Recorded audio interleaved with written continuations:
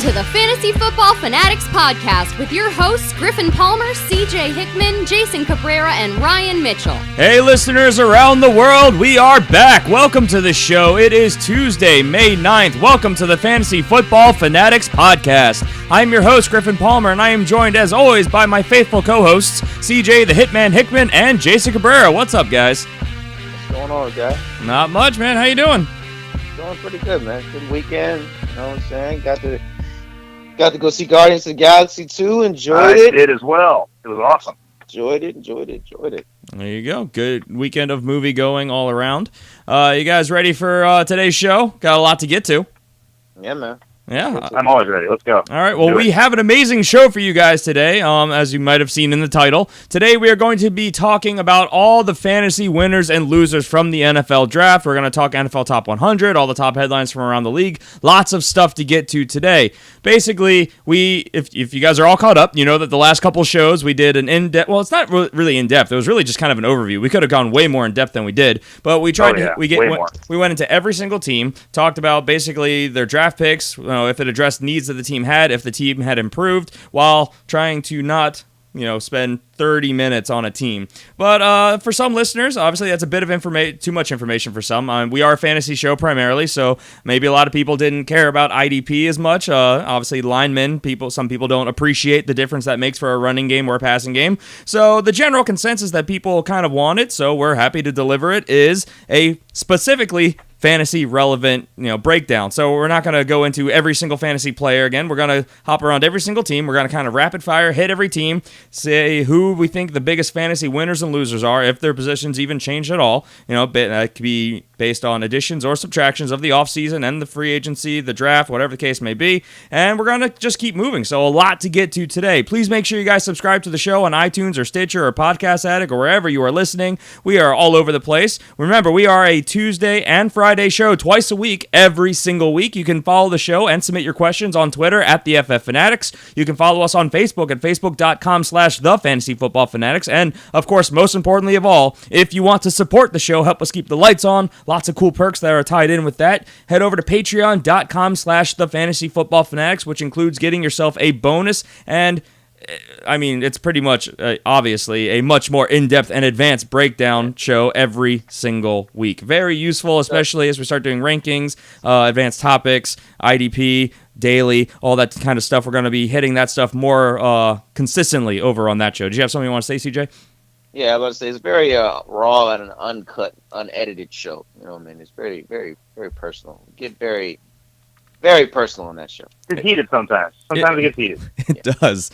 It's all that as well. So again, that can be found on patreon.com/thefantasyfootballfanatics. We appreciate all the support, all of our listeners out there. So we're going to skip all types of warm-ups because there's way too much to get to today. We're going to try and keep this in a timely manner. So we're going to move right into our top headlines from around the league, and starting with the league-wide headline, of course, NFL Top 100 is still going. Last night they aired episode that was numbers 80 through 71.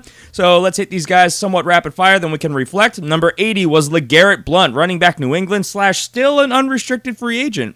Kind of interesting. Number 79, Sean Lee, finally making the list. I was amazed to hear that he had not made the list ever. He is definitely one of the premier linebackers in the league, just has a real problem with staying healthy. Exactly. Injuries have derailed him on a per-season basis. Number 78, Brian Orakpo, linebacker out of Tennessee. He was unrated last year as well. Number 77, HaHa Clinton-Dix finally makes the list, safety out of Green Bay.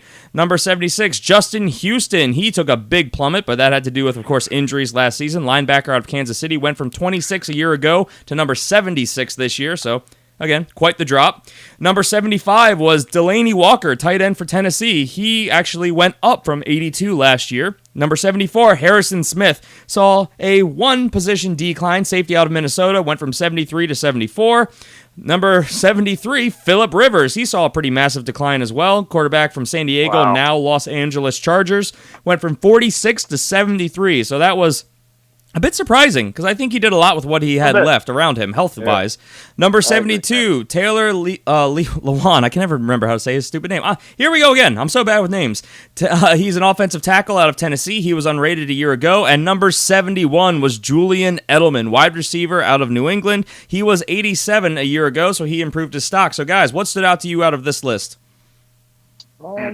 for me, it was, just like we mentioned, Phillip Rivers. I felt like he did. I agree with you. I felt like he did a lot with less that he had there. I actually see him actually having a better season this year, especially with the weapons around him. Yes. Harrison Smith, I love him as a player, man. I love what he does for Minnesota as a defense and one of the top safeties in the league. And a nod to Clinton Dix, a rookie a couple seasons ago, and he's been rising up the ranks in Green Bay's defense, man. And he's coming up to be one of those premier safeties as well. Yeah. Rivers kind of surprises me. Edelman kind of surprises me. I thought he'd be a bit higher. And just based on his performance last year, Blunt kind of surprised me a little bit too. I thought he'd be a bit higher too. I mean, led the league in rushing touchdowns. So a little surprising. Glad to see Sean Lee finally on the list. The guy is a beast. He's had problems staying healthy, but nice to see him. Iraq Poe is also really, really good. So I'm kind of glad to see him on here. So I'm all right with it overall. Yeah. I kind of mentioned a few as we were running down the list. LeGarrette Blount, he is kind of a one-trick pony, but he is amazing at that trick. It's kind of amazing that he's not on a team still, but he's apparently just asking way too much money. Sean Lee, as we mentioned, if he finally stayed healthy, so he made the list, probably will climb a lot higher if he can stay healthy. Brian Orakpo, very good. Clinton Dix, a underrated safety in the league, but a first-round talent that was taken only a few years ago. Very, very good. Justin Houston, we all know he is a monster of a linebacker, but he had a knee injury last year. He only played in, I think it was 5 games, so that didn't help his. I'm kind of surprised he even made the list. I mean, everyone was saying, of course, how impactful he was during those 5 games. If you go back and you watch the tape, yeah, he was, getting sacks, being disruptive, doing what he does. Delaney Walker, I mean, he improved his stock. He's probably getting closer to the end of his career, and as we were going to talk about later on, his fantasy stock could have taken a dip this year. So we'll see. Harrison Smith did have kind of a letdown year. He didn't have an interception, but still a very good, consistent tackler, blitzer, tackles for loss. Phillip Rivers, shocking with all the injuries around him that they kind of fell by the wayside on this list as well. I thought he, if anything, impressed.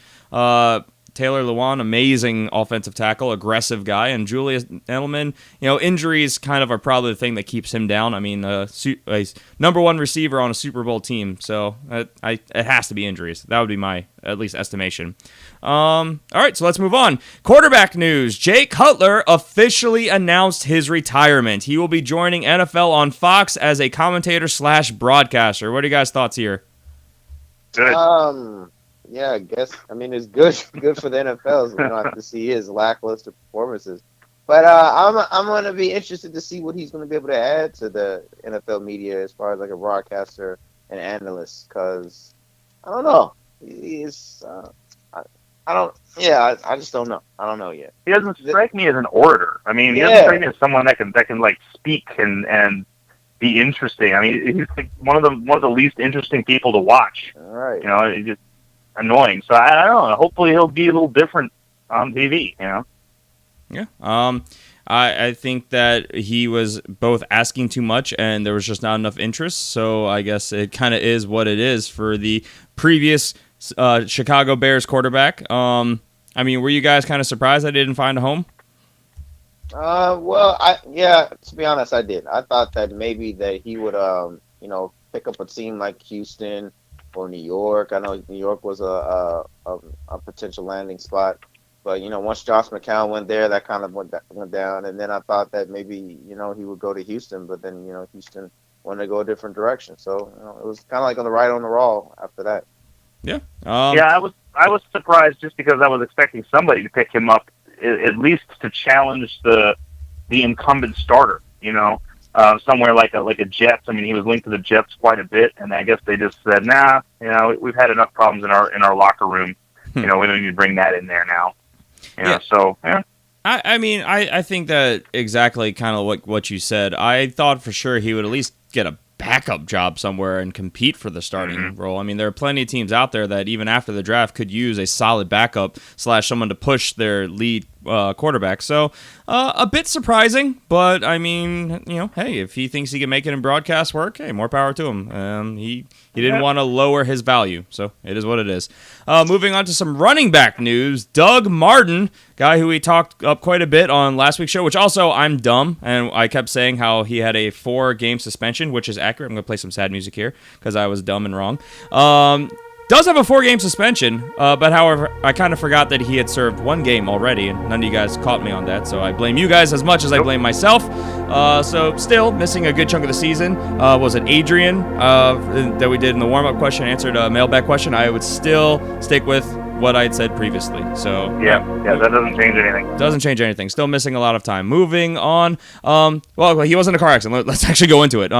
He was described as receiving only minor cuts and bruises and, quote, avoided serious injury. So does this change anything for you guys? Or you think this is just cuts and bruises, the team's not going to think negatively of it and move on? It's sad that we have to analyze all these little details because, it's a lot of coach speak right now. And what's going to be that one tipping point that maybe changes the way things are looking? Is it nothing? Do you take no stock in it? This was a freak accident. It was, car accidents happen. What do you guys think real fast? Just weird timing. On it. I mean, all this stuff with him and all of a sudden now he's in a car crash. It does make me concerned because it's like, did this guy walk under a ladder? Did he break a mirror? What's going on? It's always something. It's always something with this guy.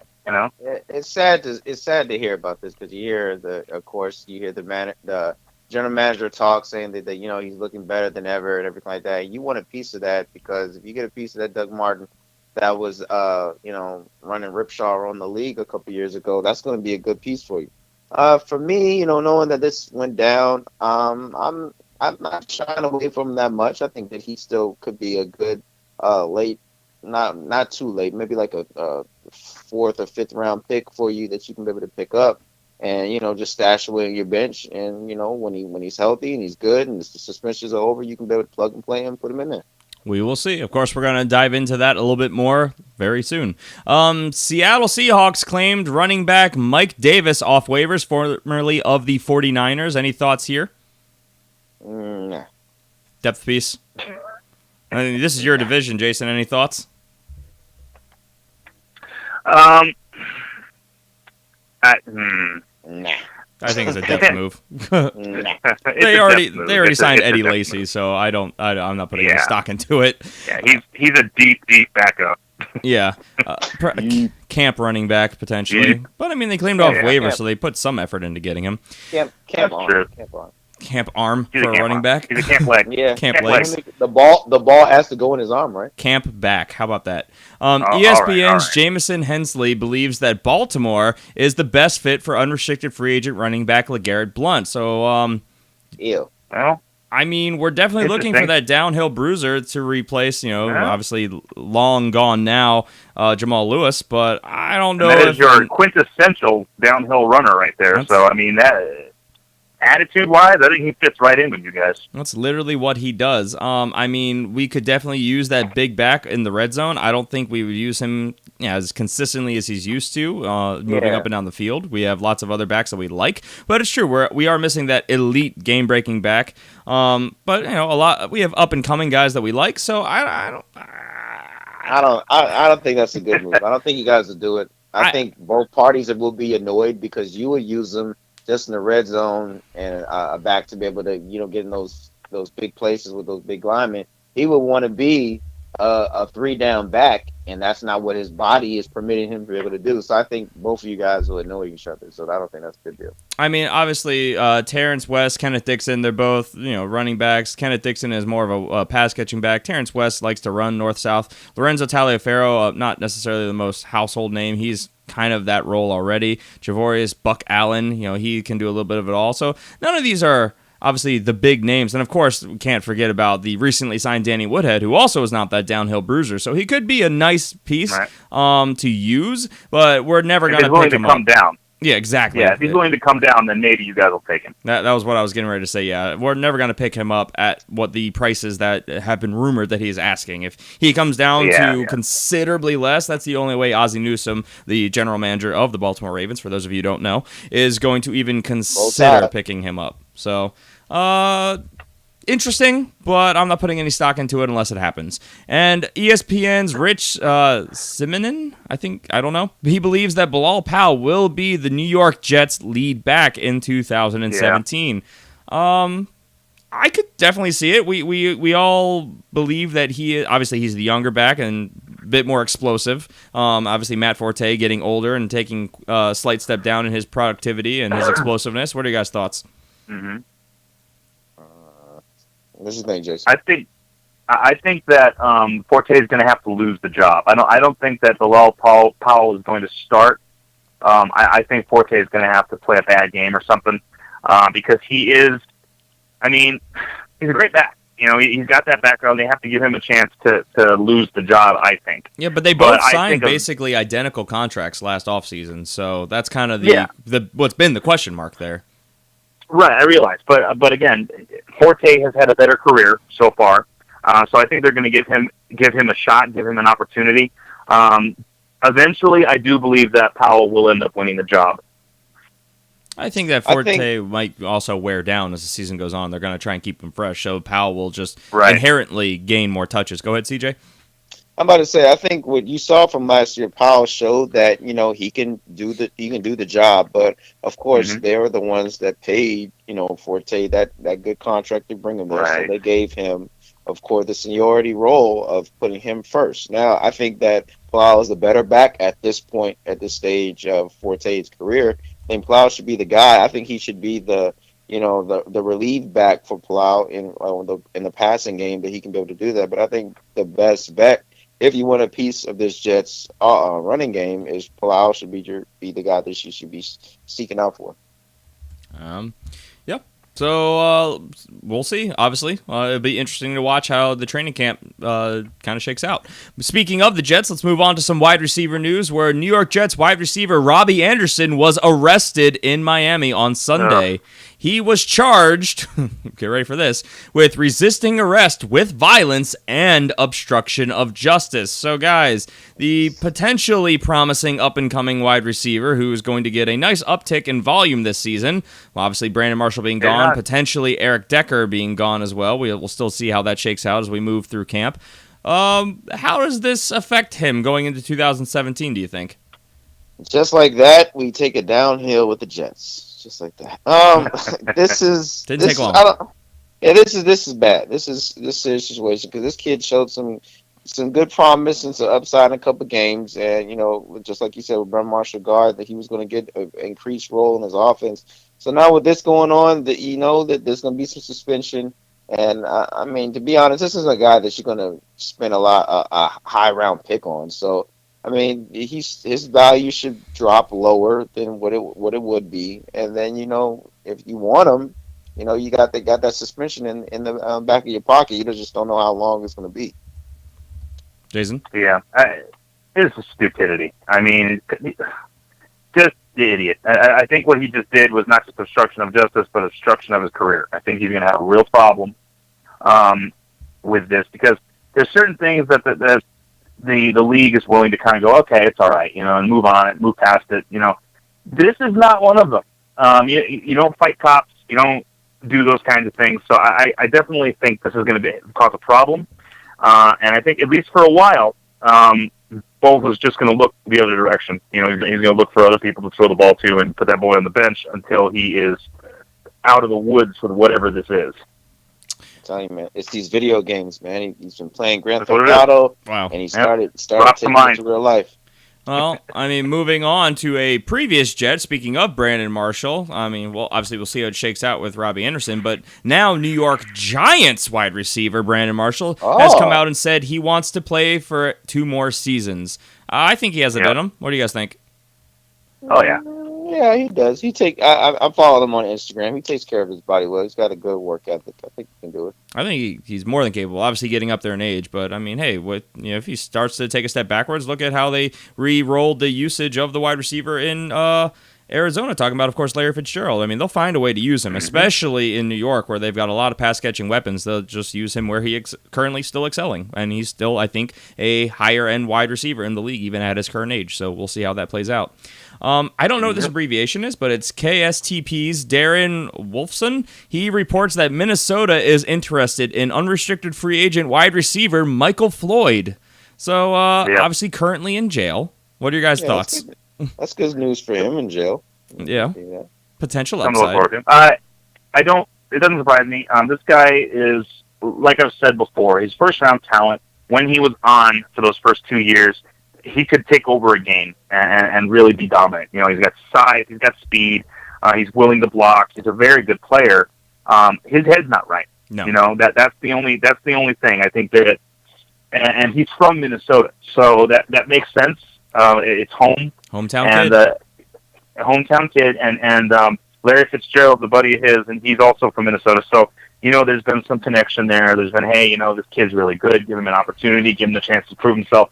I think he gets that chance. I think it'll be a one-year prove-it type of deal. And if his head's right, he could be a very good weapon for them. Yeah. I don't know, man. He's a frustrating player to have because just like you said, Jason, he had good 2 first seasons, and then that third season where, you know, everybody projected him to take off. You know, he'd be able to get that good contract that he wants, and he just goes out there and just stinks. The whole season just stinks and gets cut and gets traded, and then you even stink even worse when you got freaking Tom Brady throwing you the ball. So this dude, he's just a frustrating player. I don't know. That's how I felt all year. Yeah, I think this is a guy. If this does go down, I think this is a guy you still probably just want to chill out on. Don't just go straight after him. Let this be, you know, a waiver wire pickup maybe. Just leave it alone. He'd be worth that. I mean, he'd be worth that if he does pick it up. You know, he could be a very nice weapon for you. He'll give you some points, but definitely not worth drafting him. I would definitely wait. Unless we hear things if we hear during camp that they pick him up and he's awesome and he becomes their number one guy, then I think about taking him in later rounds. But, you know, as it stands right now, him coming out of jail and you know, all this stuff, I would definitely kind of keep hands off. Well, we also know they didn't really do much to help the quarterback, obviously Sam Bradford there, though statistically the best deep ball in the league last year, something that they could definitely use him for. We'll have to see how it all shakes out. That offense was anemic for the majority of the year last year. They had a lot of problems and a lot of dysfunction. So we'll see. He could be a piece that helps them out. I mean, he'll be, as we talked about when this, 2 months ago, I think, when he went to jail, he'd be out in time for the season. So it just depends on if a team wants to pick the free agent up. So we'll see. Moving on, Los Angeles Rams. Los Angeles Rams, I'll get there, wants Tavon Austin, wide receiver Tavon Austin, there we go, to become more of a downfield threat, rather, similar to Deshaun Jackson. So I found that kind of comical, personally, because I don't think he's that guy. He's a gadget player that they're paying as like a top wide receiver in the league, massively overpaying for him. Plus the recent news saying that he will miss all of OTAs because he had, of course, the surgery on his left wrist. So what are you guys' thoughts on this news? Well, I kind of disagree. I think he could be that guy. I mean, I thought that's the kind of player that he was in the first place. I mean, a couple seasons ago when Nick Foles was the quarterback, I remember a game where they played against the Redskins.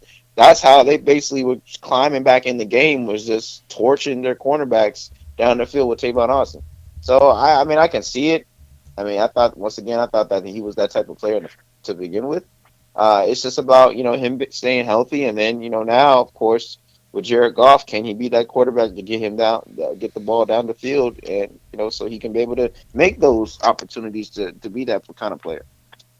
You know, he was supposed to be that kind of player. He's super fast, and you know, that was kind of who he was supposed to be. He was supposed to take the top off. But they ended up not being able to use him in that way and trying to get the ball into his hands any way they could, kind of like a Tyreek Hill situation. And that's kind of what he evolved into. He evolved into kind of that gadget player that they use his speed, and they try to just kind of toss him the ball in the backfield sometimes and use him whenever and wherever they possibly can. I would love to see them try to use him as that, you know, blow the top off the top of the defense type of a player, because I think he's got the speed to do it. It's just a question of, does he have the hands? Does he have the concentration? You know, so I'd love to see it. We'll see. I mean, look, He's 2 inches shorter than Deshaun Jackson, which is not a huge difference. Similar weights. Obviously, both very fast guys. Now, I think that Tavon Austin is more quick. He threw that's why they use him in so many different ways. He's more agile. He's able to make sharp cuts and do all that type of stuff a lot better than Deshaun. But I think Deshaun is better hands and better at those go routes. So, I mean, I think it's going to be a transition, and I'm not saying it's one that he can't do. I'm just saying based on what we've seen so far and the way he's been used, we have not seen that any type of consistency in him being able to do that. So we'll see how it plays out. Obviously, the quarterback is going to be a big factor on whether or not this is successful there. And I don't have a lot of faith in Jared Goff right now, but that's just me. Let's move on. Miami offensive coordinator Clyde Christensen said that he expects Devontae Parker to have a, quote, gigantic year. Do you think this is the year that Devontae Parker finally takes that next step? I'll let you answer that because you're the big guy on You're the Devontae Parker guy. You're the big fan of him. Why do I have to be the Devontae Parker guy? Why? I don't know, man. Why do you? Ever since this kid came in the league, you've been singing his praises. Well, he's been in the league for 2 years. We saw all the trends and the coach talk and everything leading into last year. And obviously, it just didn't happen. I mean, we all know Adam Gase has a tough offense, so maybe it just is going to take this second year for him to learn it. Also, the magical third year. I think it's possible, especially, if everything clicks there in Miami. There's no reason he can't. They brought back, obviously, Kenny Still, so there's consistency in the passing game. I mean, that could hurt him in the long run because it's another mouth to feed. Brought in Julius Thomas, which is a red zone threat, but both those guys could just be distractions. Look, he's 6'3", 212. He's 24 years old. I mean, he's fast. He's explosive. He has good hands. He's a good route runner. He just has to work on it and work on his timing. I think it's definitely possible. We've all seen the magical third year, second year in the offensive system. Why not? I think it's possible. I don't know. Am I wrong? What do you guys think? I think this is a guy that, just like you said, he has all the promise in the world. He has now a great offensive coordinator, and Adam Gates to run that offense. And he makes great plays for the wide receiver for them to be productive and successful. But it's now to the point where we have to see it. Just like you said, we have to see it. You can be so much. You can be talented for so long. You can have so much potential, but it's going to come to a time where you're going to have to prove it. And this is the year, his third year in the season, where he has to be able to prove it. If it's not done this year, I think this is a guy that that might be good any other week of the day that you can be able, any other week in football that you can be able to plug and play. He might get you, 15 to 20 points, and that'll be it. That's his cap. This is definitely the make or break year for him. I agree with that. Outside of that, I don't want no parts of it. I'm tired of hearing about him. I want to see it. In his third year, you're tired of him? I'm tired of him, man. I can't get enough time. You talking about him all the time, and then now this coach talk, talking about great, huge year coming from Devontae Parker. Shut up. Let's go ahead and see it. Fair enough. Yeah, I agree. It's put up for shut up time, man. It's put up for shut up time. I'm tired of hearing about how great he can be. Be that great. Let's see it. Fair enough. Also, moving on to some tight end news, Miami offensive coordinator Clyde Christensen said that Julius Thomas brings the Miami offense 10 to 12 touchdowns this year. Do you think that Julius Thomas has that in him? Good God, another one. What are they drinking down there in Miami? Good gracious, a lot. A lot. I think he'll get you 8. I'll give him 8 touchdowns this year. I think he needs to. Come on, he's going to need a year to sink in with that offense. Talking about 10, 12 with a new quarterback that's never thrown in the ball before. Come on. Okay, I'll give you the quarterback, but he's going into an offensive system under Adam Gase yet again, which both years he was with him in Denver, he got 12 touchdowns both years. So, I mean, I'd say 8 to 10 more realistically, because I am not saying by any stretch of the imagination that he's got Peyton Manning throwing him the ball in Miami. So, absolutely, and if he's healthy, he's totally able to do that. We've seen how great he can be when he has a good quarterback throwing him the ball and when he's completely healthy. The question is he going to be healthy? And the other question is, how well does he sync up with Tannehill? Yeah. I mean, I think that for both of these guys we just talked about, it really all comes down more to Tannehill than anything, because we know the system works. We've seen it on multiple locations with multiple teams. So, yeah, it all comes down to Ryan Tannehill. So we'll see. With that, let's move on to our topic of the day, which is the fantasy winners and losers post the NFL draft. Now, let's see.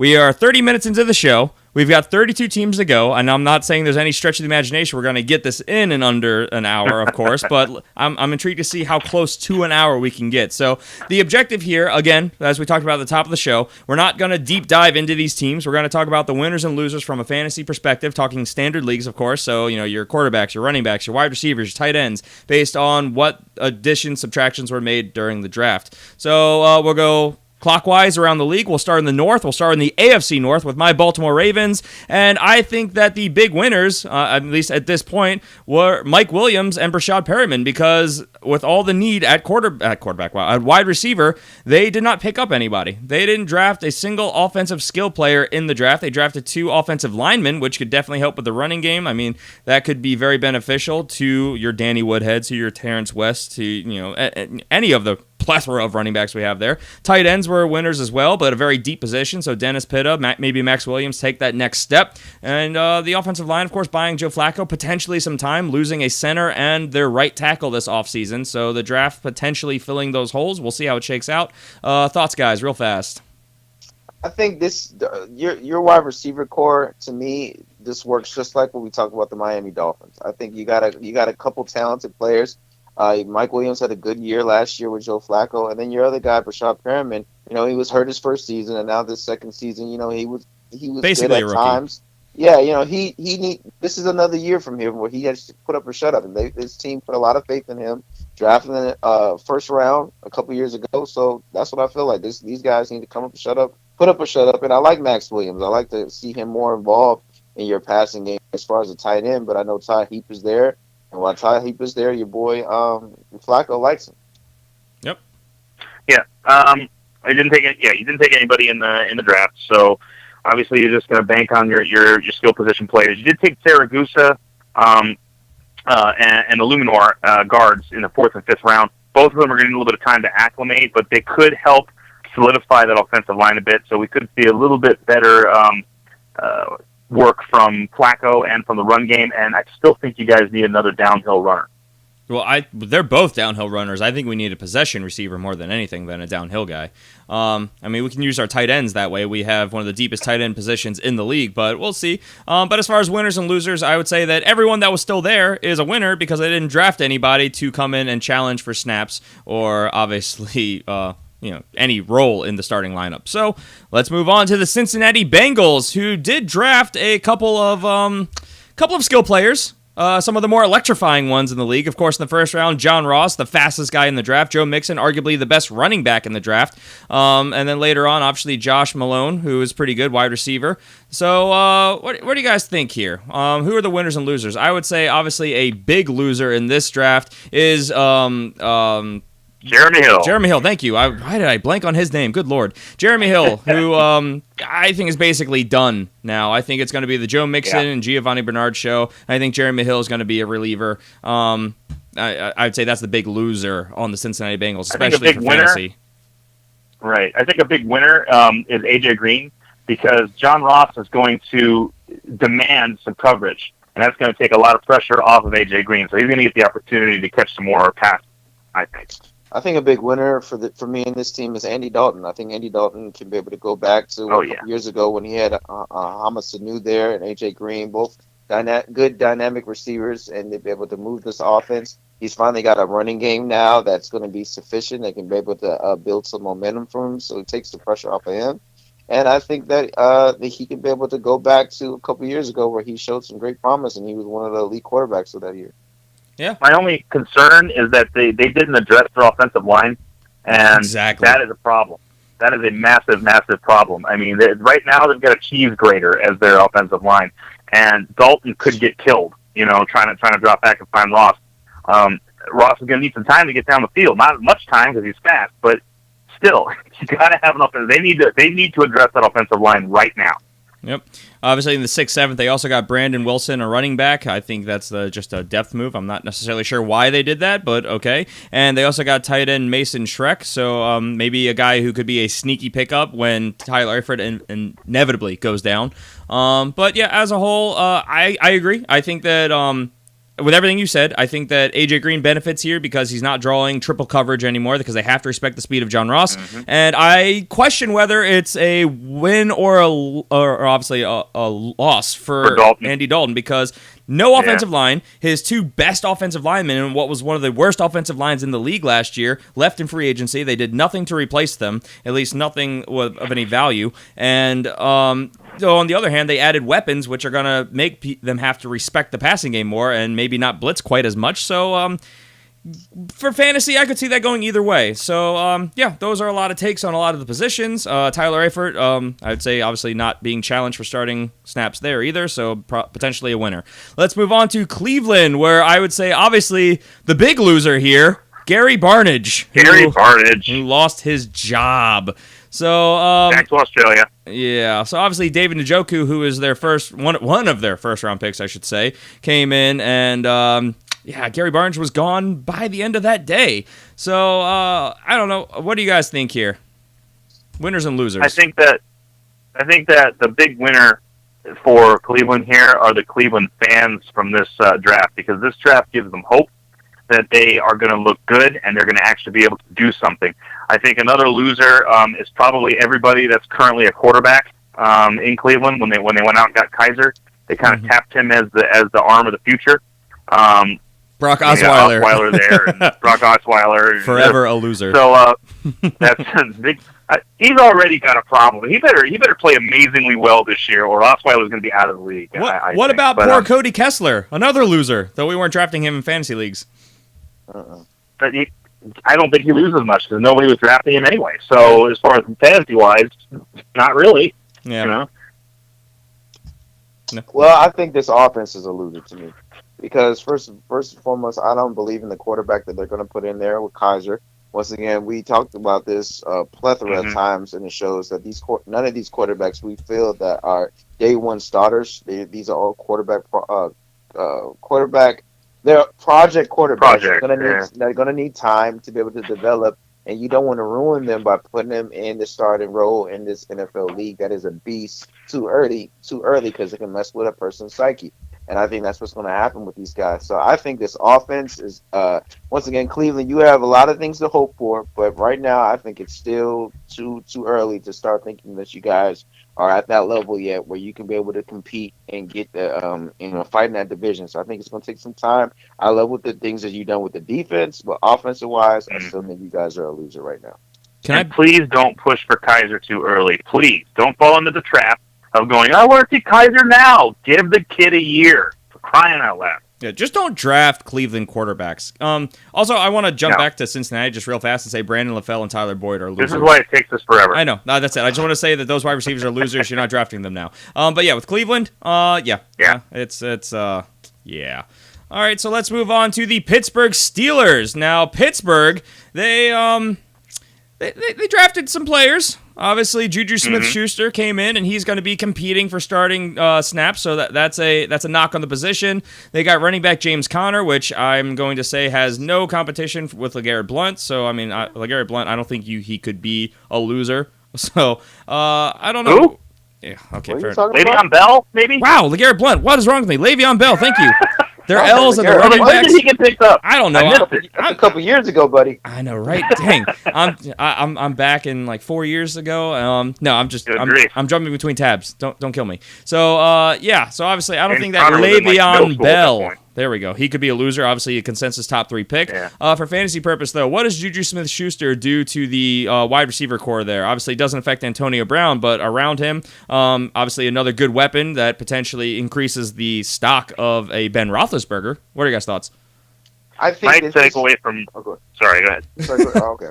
I think this is a winner for Antonio Brown and this receiving core because once again he gets Latavius Bryant back on the other side, very dynamic wide receiver that is very potent in this offense, and then you add Juju Smith-Schuster in there now. That's basically Antonio Brown Jr. That's what his comparisons was coming into this draft. So you got all 3 of these guys on the field. I think this is going to be a win for this wide receiving core, and then they're going to put up some numbers.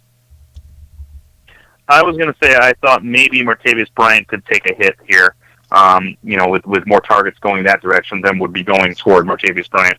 But He hasn't proven anything yet. Schuster, he's still a rookie, so it shouldn't be too bad just yet. I think that Sammy Coates and Eli Rogers were the big losers here. I think that they are completely not fantasy relevant. I think Juju Smith-Schuster is going to come in and be that third wide receiver. A big winner for me, of course, Ladarius Green. They did not end up drafting another tight end, as they were rumored to potentially do, to replace the always injured or migraine-riddled tight end. And obviously, like I said, running. Which probably means Jesse James is also a winner here, I think. Yeah, I would say Jesse James is also a winner, though I didn't think that. I mean, if they had drafted a tight end, Ladarius Green might have gone the way of Gary Barnidge just to save cap space. So I think Jesse James was safe either way as the backup or potentially the starter, depending on what they did. But Antonio Brown, Martavis Bryant, I think they're pretty set where they are. Le'Veon Bell, he's not going anywhere. Ben Roethlisberger got yet another weapon. So. Pittsburgh. So, any other thoughts before we move on, guys? Move on. Let's move on. I gotta remind me later because I got a question about this Ben Roethlisberger for you guys, but I don't want to get too long depth into it because I know we got a lot of show left. All right. I will probably forget, just being honest. All right, moving on to the NFC North, where we have the Chicago Bears, who I would say a big loser here was Mike Glennon, because obviously they traded way too much to move up one single spot in the draft to draft quarterback Mitchell Trubisky, potentially the quarterback of the future. Mike Glennon, free agent quarterback that came in, paid way too much money, was at an event at the stadium apparently, and did not know they were going to do this, and then he looked kind of like an idiot. Yeah, an idiot's a nice way to put it. So I would say that he's a big loser here. I wouldn't say you're drafting either Trubisky or Glennon. I would say Zach Miller is potentially a loser here because they drafted Adam Shaheen in the second round, probably the tight end of the future there. We know Zach Miller, very, very good, but he's very old for a tight end, and he is, because of that, probably very injury-riddled. What are your guys' thoughts here? I think that I can't even remember his name, the general manager of Chicago is a big loser here because he made this move trying to save his career, trying to save himself, not doubling down on Glennon, but it was the most boneheaded way to go about it. Drafting Mitchell Trubisky, okay, I get it, but doing it the way he did it, I think he's a big loser here, and I think that one of these two guys had better work out this year, or he's gonna be sitting on the unemployment line.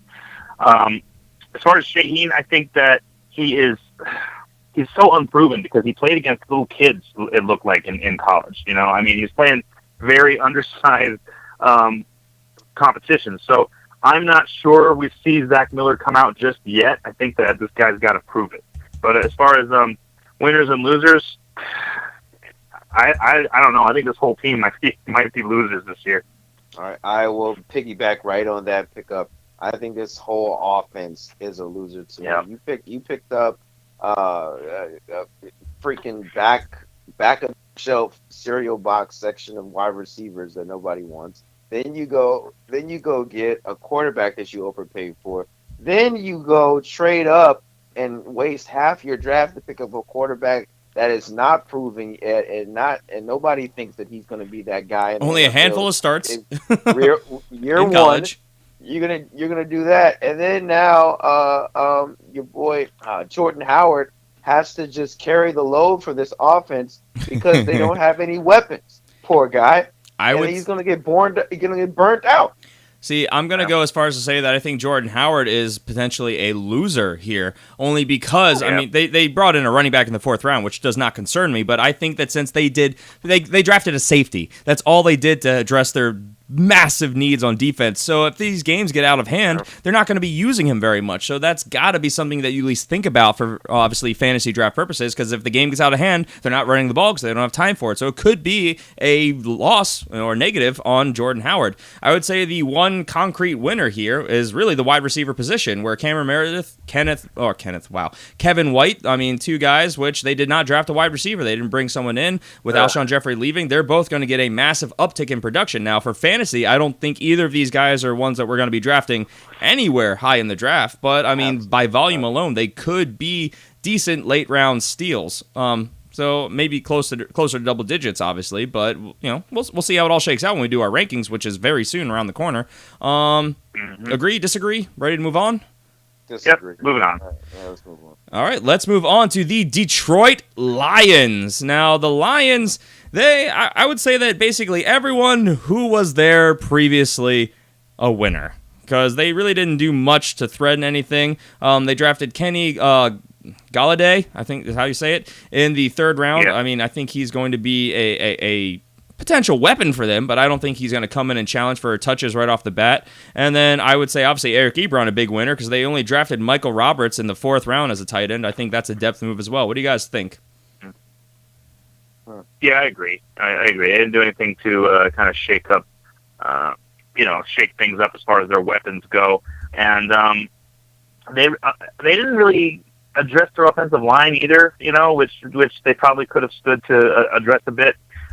So I'm not so sure about and that freaking troop of running backs they've got in the backfield. They haven't. We still don't know what's going on back there. No idea. I mean, not even the slightest. A cloud. Do anyone know what a group of running backs is called? Is it a clouder? I don't know. I have no but idea. They've got a lot of them, and they really need to get that straightened out. And whoever wins in that little mix-up is going to be a big winner because they're going to get an opportunity to play for a pretty dynamic offense. Well, Griffin, I think I'm gonna have to agree with you, man. I think the people that are still there now, previous regime, I think they're all winners because the people that they brought in, I don't think they're gonna ruffle any feathers and cause any lack of, cutting into people's minutes and stuff like that. I don't think that's gonna happen. Yep. So obviously, Golden Tate, Marvin Jones, they stay right where they were in the rankings going into the draft. Eric Ebron, just the same. Running backs, I don't know who we're touching. Obviously, Amir Abdullah is the guy we're all led to believe is going to be the lead back, but way too many guys right behind him challenging for touches. Matt Stafford, I mean, like Jason said, they could have used offensive line help to help him out maybe a little bit, or maybe just more weapons in general. But, I mean, I would say all these guys basically stayed stagnant. They didn't really do much to affect the skill positions. They helped on the defensive side, obviously linebacker, cornerback to start, a couple more linebackers, defensive players. So, maybe that helps the running game because, again, they'll be in the game more. But, we'll see how it all plays out. Let's move on to the Green Bay Packers. Now, the Packers, same story. I think that basically all your rankings leading into the season stay exactly where they are, except for one Ty Montgomery, because they drafted so many running backs. What are your guys' thoughts on the Green Bay Packers? Well, Green Bay Packers, I think that I would say they're winners. I mean, if you had Ty Montgomery high and you want to buy in, I think that, even with these running backs they brought in, I don't think they're going to automatically start at that position because you've heard it from coaching and from management that they believe in Ty Montgomery, and there's their guy, so you can believe in that. If you are high on their receivers, they didn't bring anybody in there that's going to ruffle any feathers, so I think that's going to be another win for you. And in the tight end position, same thing. Nobody was brought in outside of Bennett, in free agency. So then that's a win too for me. So I say their offense is a winner to me. I agree. They didn't really do much in this draft as far as offensively. I think they drafted one guard in the 6th round or something like that. So they're pretty set where they are. They got a bunch of depth. So overall, I think everybody that's there is just where they were. So winners. Yeah, like I said, obviously you're taking Aaron Rodgers where you're taking him. Whether they drafted offensive linemen or not, he's going to be good. Running backs, we have no idea how that's going to shake out. So Ty Montgomery, I think he is a loser here because, again, just way too much clutter right now.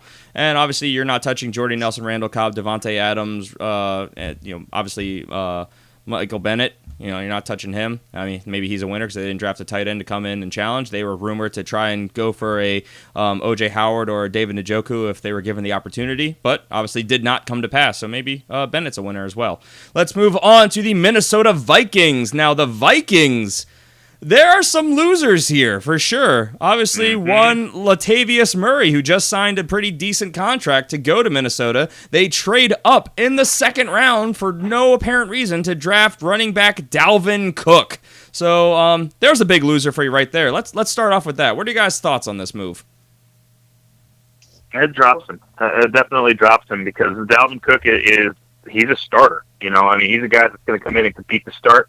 So we'll probably see a bit of a timeshare. So I think that fantasy-wise, it definitely hurts the running back position for the Vikings overall. I'm maybe confused on what the Vikings' direction and approach that they wanted from their running back position because I thought that Latavius Murray in this offense could be that guy. Not Adrian Peterson like, but a guy that they can probably use like they did Adrian Peterson, a guy that they can use downfield, go between the tackles, all this stuff like that. Then you pick up Dalvin Cook, and it just confuses me because he's more of an electric back. He's a bruiser for his size, but I think that Latavius Murray has more size than him. So I'm confused. So I guess I agree with you that Latavius Murray is a loser here because you're bringing in somebody that's more electric and can probably do more in the passing game, which is probably what Minnesota wants to do.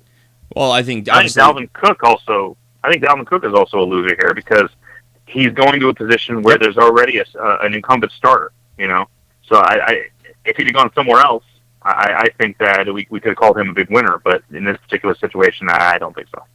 Yeah, I mean, I think Jerick McKinnon is the biggest loser by far because his usage and relevance is completely gone now. It's going to be Latavius Murray and Dalvin Cook. It's going to be a timeshare behind a really bad offensive line, especially for rushing the ball. So I don't think that's going to end well. The wide receivers, I mean, obviously no real threats for touches there. They didn't draft a wide receiver till the 5th round in Rodney Adams, and a guy who honestly, correct me if I'm wrong, but by all accounts, I think is quite the project type wide receiver. So I don't think that's going to be a threat. And then they took another wide receiver in the 7th round, which I think is a lot of the same story. I don't think they're expecting them to start. So, I mean, you look at obviously tight end in the 6th. Yeah, tight. So, I don't think Kyle Rudolph, I don't think he's got any threats there. I think he's a winner. Adam Thielen, Stephon Diggs, Laquan Treadwell, I think that they're all good. Laquan Treadwell hopefully takes that step this year and becomes what they hoped he would be last year. The running back position is full of losers. And obviously, Sam Bradford, I think, might actually be a winner here because though they didn't necessarily give him any extra protection, they obviously drafted a center in the first, which could be beneficial. And, running back help take pressure away from the passing game, and maybe Laquan Treadwell gets a little bit better. Could take that next step, second year in the system, because let's not forget, Sam Bradford got traded to Minnesota really late in the offseason, so he was basically going in there cold and had to figure it out while he was going. So we'll see. Let's move on to, that's the North, let's move on to the AFC East. We'll start with the Buffalo Bills. Now, the Bills, they made some moves. They have some winners. We can say that. Obviously, in the first round, they went defense. They got a corner. But in the second, they drafted Zay Jones, wide receiver, a guy who, at times, he had been projected as a first-round talent. So I think that's a good situation for him. That's a plus for him, both for fantasy. I think that helps Sammy Watkins, take some pressure off of him. Helps Tyrod Taylor a lot, obviously. What are your guys' thoughts here? I agree with everything you said. I think this is a young talent that's going to be good for this offense to go opposite of Sammy Watkins. I think this is a good talent for Tyrod Taylor. He likes to throw the ball down the field. I think this is a tall guy that he can be able to throw the ball downfield and add some much needed juice of that wide receiver 2 position in this offense. I love the pick. Like you said, it gives them another weapon. And Tyrod Taylor is doubly a winner in this situation because they also went out and got the second best guard in the draft right after they took Zay Jones. They took Deion Dawkins.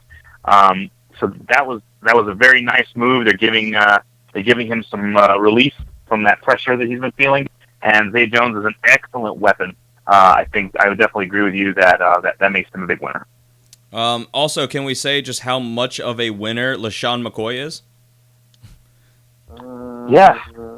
All these running back options out there, and they didn't take a single one. So I would definitely say McCoy is not going anywhere, at least for another year. I mean, obviously the Bills were drafting 10th, so I think they had their eyes set on trying to get a Christian McCaffrey there, and I think that when he was gone, that's when they traded back. At least that's been my what I've heard from obviously sources and talking and hearing from beat writers and so on and so forth. What were you gonna say, CJ? I was gonna say I don't remember. I don't remember the sources I would go to. I don't remember hearing them, even those guys even being on their board. I mean, I think they would probably definitely jump on it if a McCaffrey fell to them at that place. But I've always heard that wide receiver was going to be a place that they were going to go. No, because remember that was kind of their late we got to change our strategy when New England picked up Mike Gillislee, who was obviously the backup there in the week leading up to the draft. So that was a lot of last second redirection for them in their draft board. At least that was what I was hearing all over the place. That now they're trying to address LaShawn McCoy, getting him a backup, because McCoy getting yet another year older. He's become relatively injury prone during that time. They need somebody there when he inevitably gets banged up. So that was what I had heard. So, but they didn't do it. So I think Tyrod's a winner. I think LaShawn's a winner. I think Sammy Watkins is a winner. And obviously with that, Zay Jones. And I still think they need some tight end help. But, I mean, this is a step forward for a team that really needs quite a bit of help. So, yeah. All right, let's move on to... I was looking at the wrong thing. The Miami Dolphins. So, guys, who do you think the winners and losers are in Miami? They didn't draft any offensive skill players until the 7th round. But they got a guard in the 5th. That could help the run game. Yeah, well, I definitely think. Sorry, go ahead. Sorry, my bad, Jason. It's you. Jason, go. I definitely think that all of your wide receivers and all those guys that are already there, I think they're winners. I mean, no one's going to come in and challenge. I mean, the only offensive weapon that they took was in the 7th round with Isaiah Ford. So I definitely would say that those wide receivers, they're winners. Everything else pretty much was defense. They took Asiata in the 5th as a guard, so a little bit more offensive line help. So maybe Tannehill's a winner, I guess. Question mark. I mean, I would say that as a whole, Tannehill is a winner for all the things we previously talked about. Obviously, they re-signed Kenny Stills. We're hoping Devontae Parker takes that next step. Obviously, Julius Thomas coming in. But as far as from the draft, I think that we're keeping everybody basically where we had them, because I mean, it's great that they drafted a guard in the 5th, but I mean, obviously that's not going to be a big impact on the offense. But on the defensive side, continuing to stack it up, maybe keeps the offense in scoring position more often. It could be a step up, but obviously it's a little open for interpretation. We'll have to see how it all plays out. Anything else you guys want to talk about? I think everybody basically stayed where they were in Miami. Yeah, agreed. All right, so let's move on to the New England Patriots, who, of course, only had 4 draft picks, and they were all on the never mind. They got 2 tackles. That's right. 2 defensive ends and 2 offensive tackles, so helps Tom Brady stay upright. Obviously, tackles more for pass protection than necessarily run blocking, but depends on how you scheme with them. So could help the passing game, help Tom Brady stay upright, but most of their moves were done leading up to the draft, obviously trading away most of their picks for current players. So do you guys interpret any of this, winners and losers for any players on that team? Not really. I think just like Detroit, they didn't do anything to affect it. They, just basically improve their guard play. Everybody else stays the same. Yeah, pretty much. I mean, you could make an argument that Brandon Cooks is a big winner because they added some depth to that offensive line. So I mean, that's going to keep the protection good for Tom Brady, get the ball down to him. But overall, we knew they were winners going into the draft. They almost didn't have to show up for the draft, and they'd still be considered winners this year.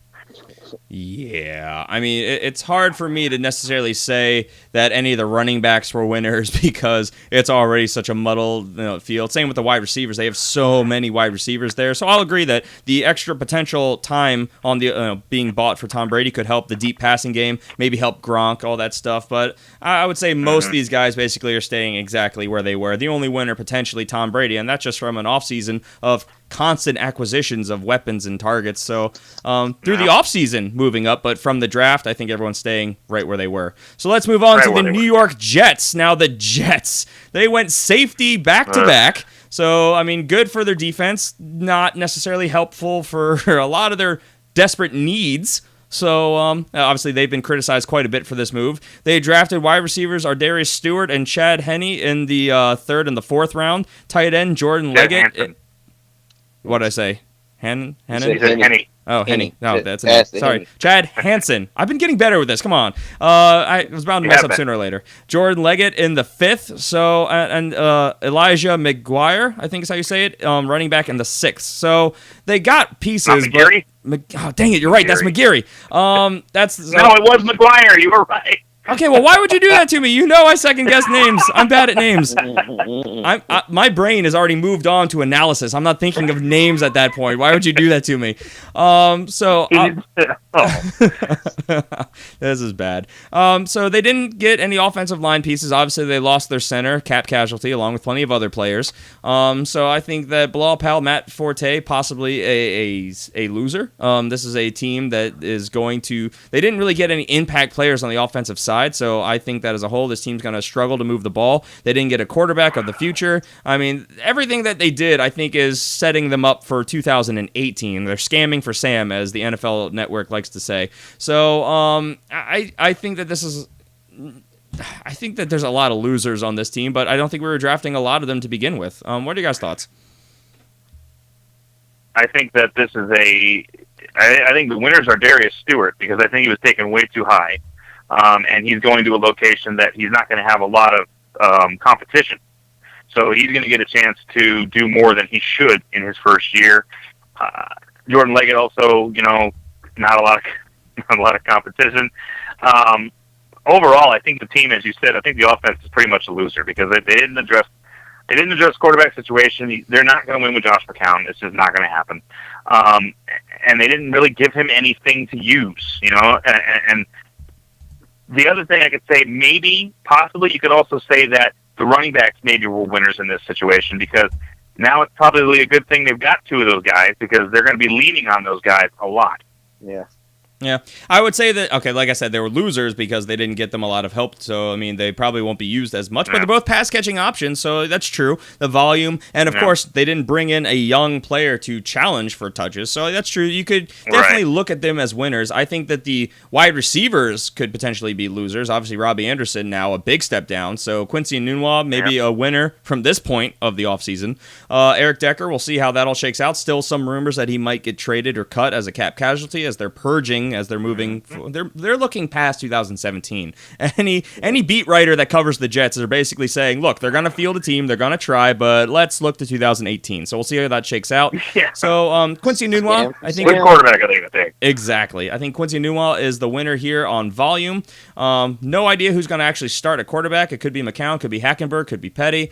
We'll see. But yeah.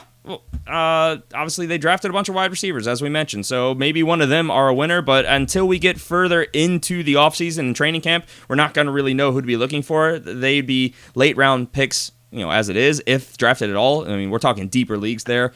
And, of course, still no tight end of note in New York. So let's go ahead and move on, unless you guys have anything else you want to mention. No, man, you hit it. Man.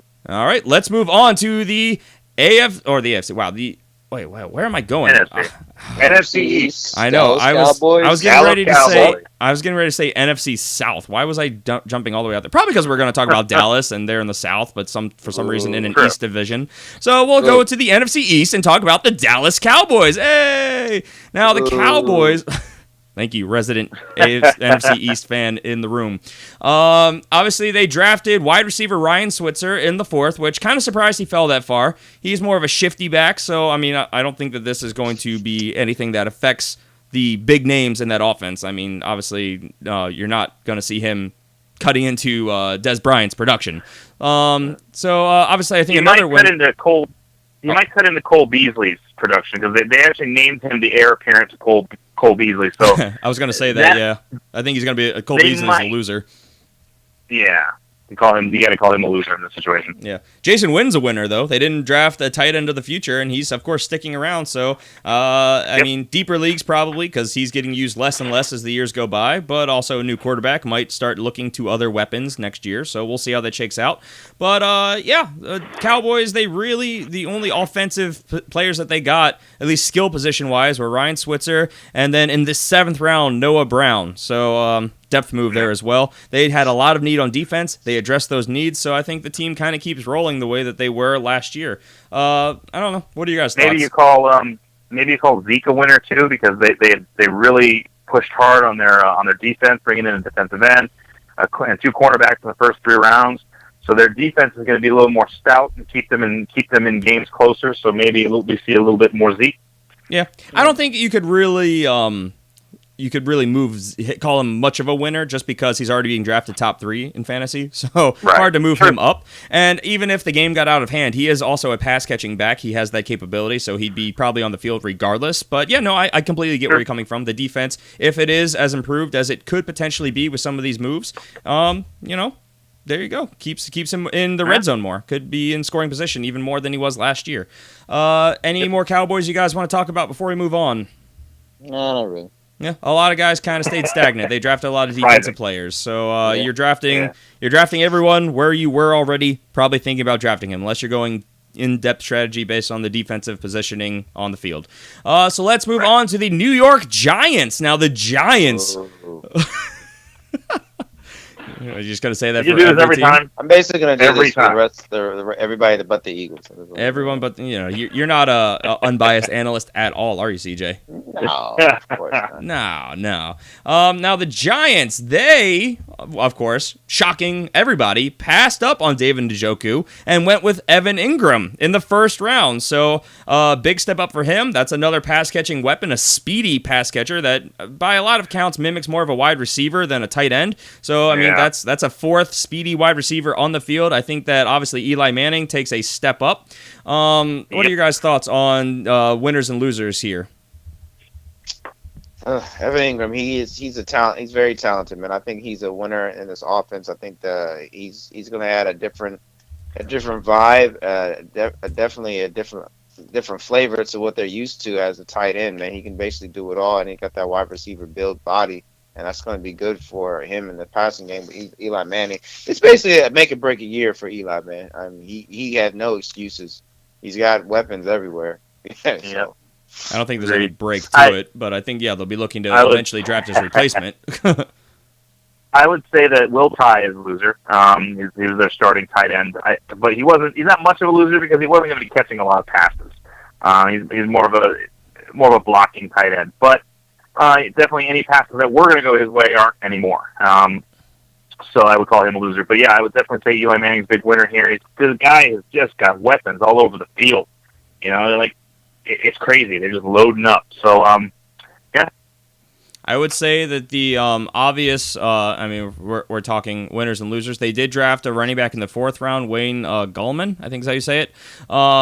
So I don't expect him to come in and really do too much. So I think that Paul Perkins is still looking pretty good as the lead back there in New York. They still haven't signed anybody, which they've been linked to a couple guys, but so far, no news. I would say Sterling Shepard is a loser, however, because I think that he's going to be, his kind of big thing is he was a red zone threat, and I think that's where Evan Ingram's also going to be used a lot, obviously as a pass-catching tight end.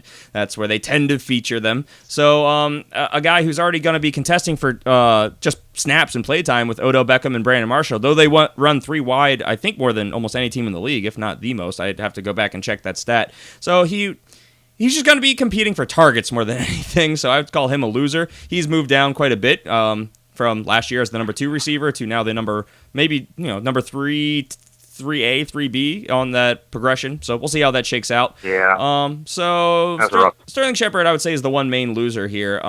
Brandon Marshall, Odell Beckham, you're not moving them. Paul Perkins, a winner. Eli Manning, a winner. Obviously, Evan Ingram, you have to feel pretty good about him. But, rookie tight ends, they tend not to make a big impact their rookie year. So where are you really looking to draft a rookie tight end anyway? With that, CJ, do you want to intro your team? Philadelphia Eagles, man. We picked up a couple guys. To be honest, look, I'll just go ahead and say right here. For offensive wise, I think the most additions that are winners in this are the guys they already picked up. They picked up Alshon Jeffrey, free agency, and they picked up Torrey Smith. You can probably say the running game is a loser because, they're reporting saying they're going to release, Ryan Matthews. So basically they're going to kind of take a Kansas City Chief approach, basically just use multiple backs and just ride the hot hand. So fantasy-wise, it's probably going to be a little frustrating. I think Jordan Matthews is a winner here because he gets to go back to the role where he was comfortable at and most productive in the slot. I think Carson Wentz is a winner because he's got more reliable weapons around him. And then the guys that they brought in, Mac Holland, and then Darnell Humphreys and Sheldon Gibson. These are guys that are, kind of deep, and that you're probably going to get in fantasy if you want to go. If you got a big team, 14 league, 14-team teams. I don't know if you're probably going to look at these guys, but hey, I think it's more the additions that they made in the offseason as far as free agency are winner versus the guys in the draft. So basically, you're not moving. There's no real losers. They're all staying basically where they are already. So Right. you would say a lot of them are, in fact, maybe even winners because Darren Sproles, Ryan Matthews, they didn't draft a running back high, so they'll probably still be in the similar role, provided they keep Ryan Matthews. Alshon Jeffrey, Torrey Smith, Jordan Matthews, they're all obviously where they're going to be. Nelson Aguilar was already a loser of the offseason, so I don't think that that's really changed. And Zach Ertz isn't moving anywhere, so you could contest they all stayed the same, / if you want to look at it as not being knocked on, they're winners. So anything you want to add, Jason? Nope, you guys pretty much covered it. All right. Let's move on to the Washington Whoa! Redskins. Okay. Now, the So That's the Redskins... team you boo. Yes, can't stand it. He boos everybody.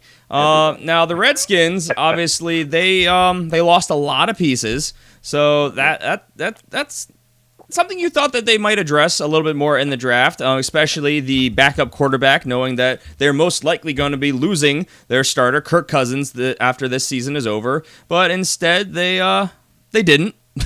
So maybe they're going to try and draft one of the ones from obviously a much higher prospect class coming out next year. Instead, they decided to focus on their defense, maybe potentially keep them in games more because they have pieces. Obviously, Jamison Crowder, Josh Doxson, Terrell Pryor, all guys that they really like as pass-catching options after losing a handful of them.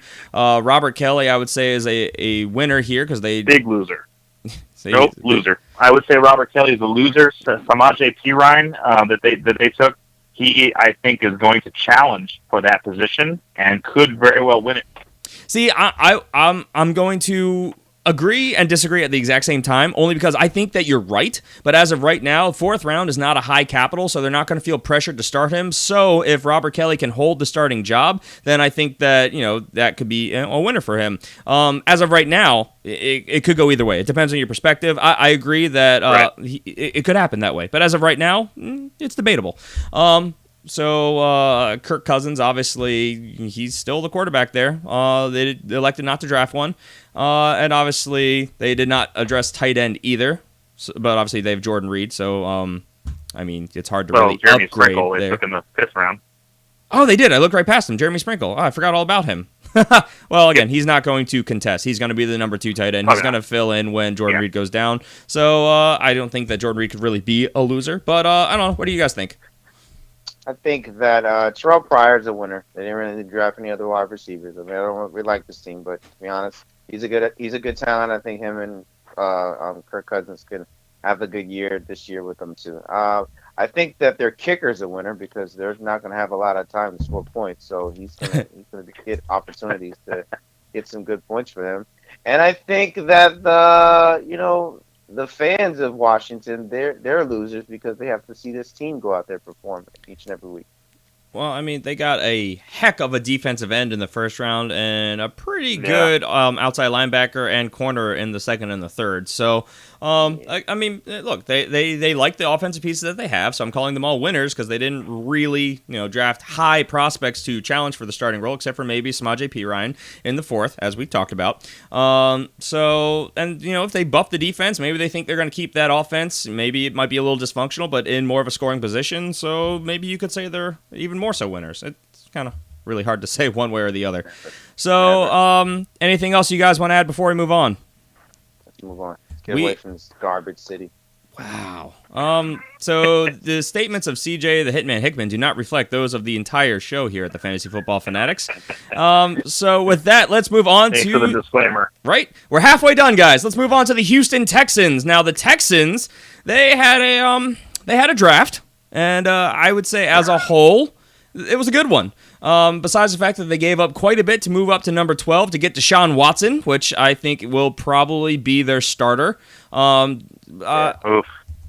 I know it's quite the statement to make, but they gave up a lot, and I think that it's the most easy path for someone to become a starter. I mean, obviously, the only person he has to beat out is Tom Savage, which some are saying he's already better than Tom Savage is. So, I don't know. What do you guys think? Obviously, they also drafted, we talked about Deonte, was it? Deontay. Foreman.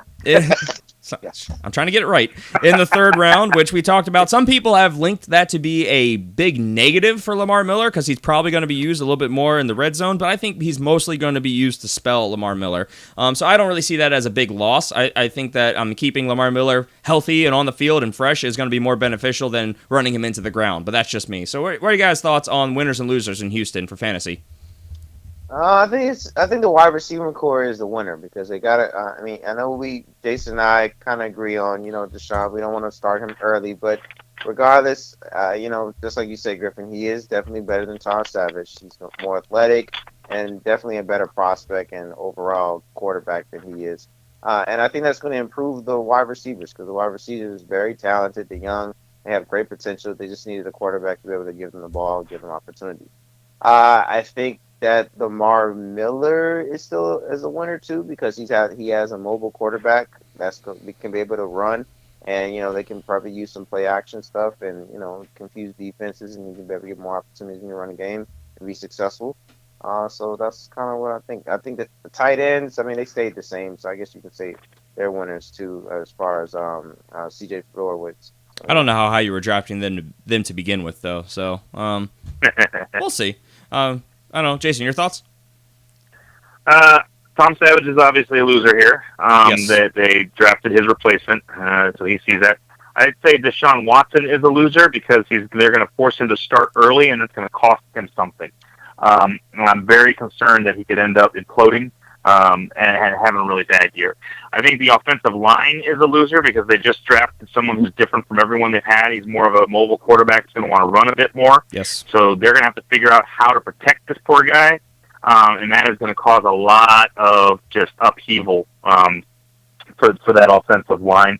And I do think Lamar Miller is a bit of a loser because I think Deontay Foreman is going to challenge for some of those carries. Miller is clearly a very, very good, very number one back, but Foreman's got an interesting skill set with his speed and his size, so he could end up challenging.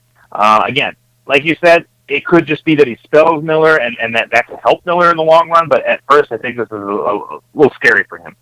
We'll see how it all plays out, but as a whole, Lamar Miller, is a smaller guy. He was getting banged up a lot. The entire offense was running through him, so I think he being able to be spelled, he might lose some red zone work, which could be, obviously, that's scary in fantasy, but I think having him healthy for the long run is more beneficial as a whole, and I think that if, Deshaun Watson, if he does start, I think he still has to be an upgrade over Brock Osweiler, which will make them have to respect the pass game a little bit more, which also helps Lamar Miller.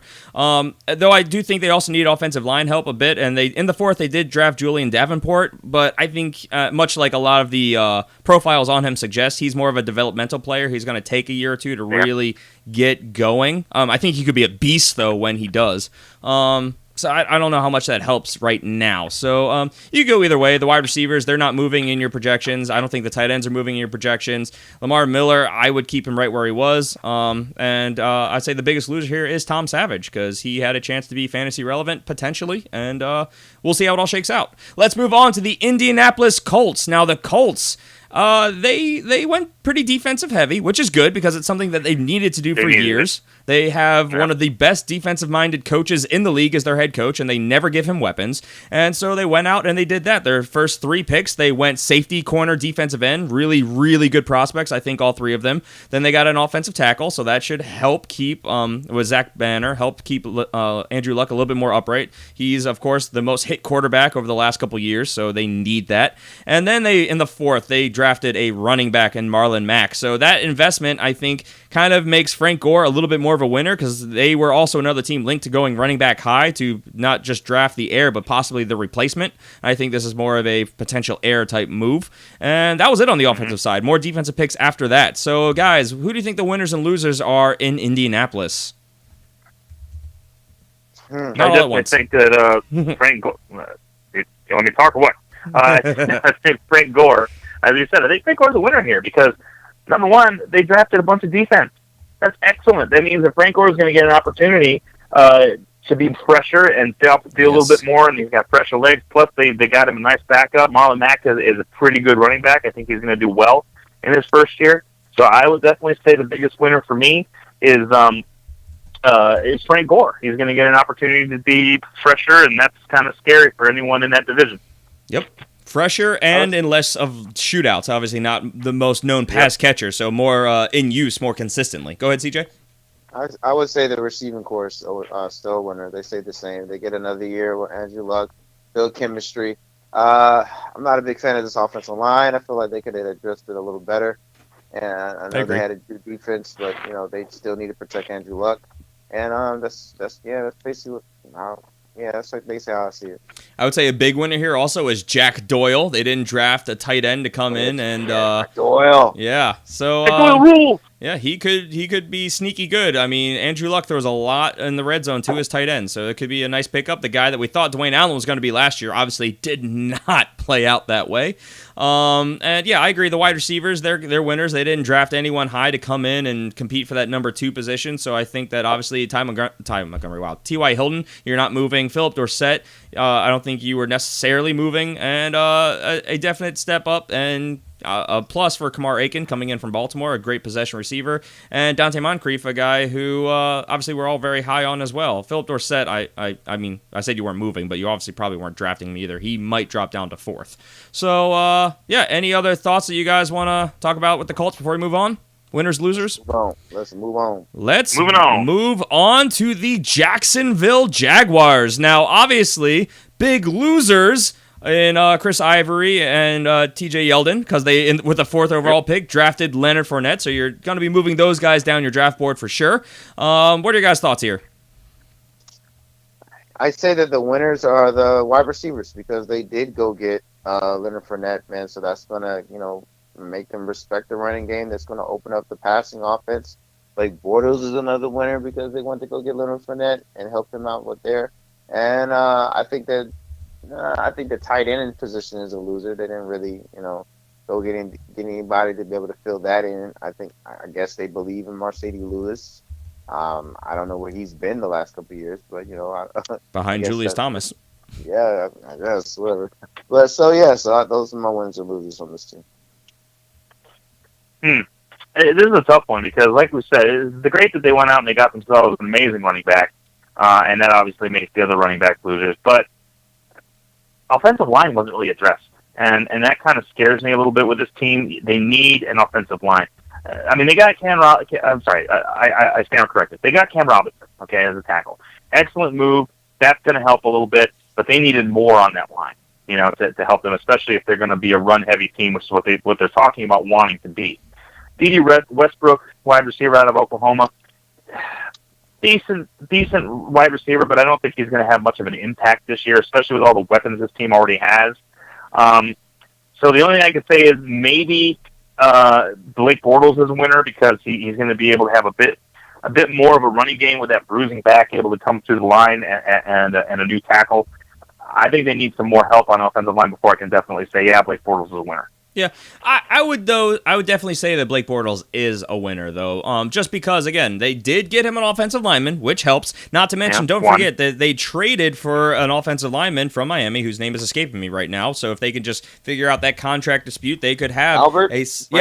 Yeah, they could have a solid set of tackles, which helps obviously with keeping him upright. And then they've got an awesome running back for downhill running. They're gonna have to respect the run game. So I would say Blake Bortles is a winner. And then obviously with all that happening around the quarterback, your big play wide receiver, your Allen Robinson, I think he's got to be a winner here because they're not going to be able to double cover him, maybe have a third guy spying as well. I mean, he's got to be a winner. I don't know necessarily how much you can move him up in your projections, but I would say he's definitely a winner here.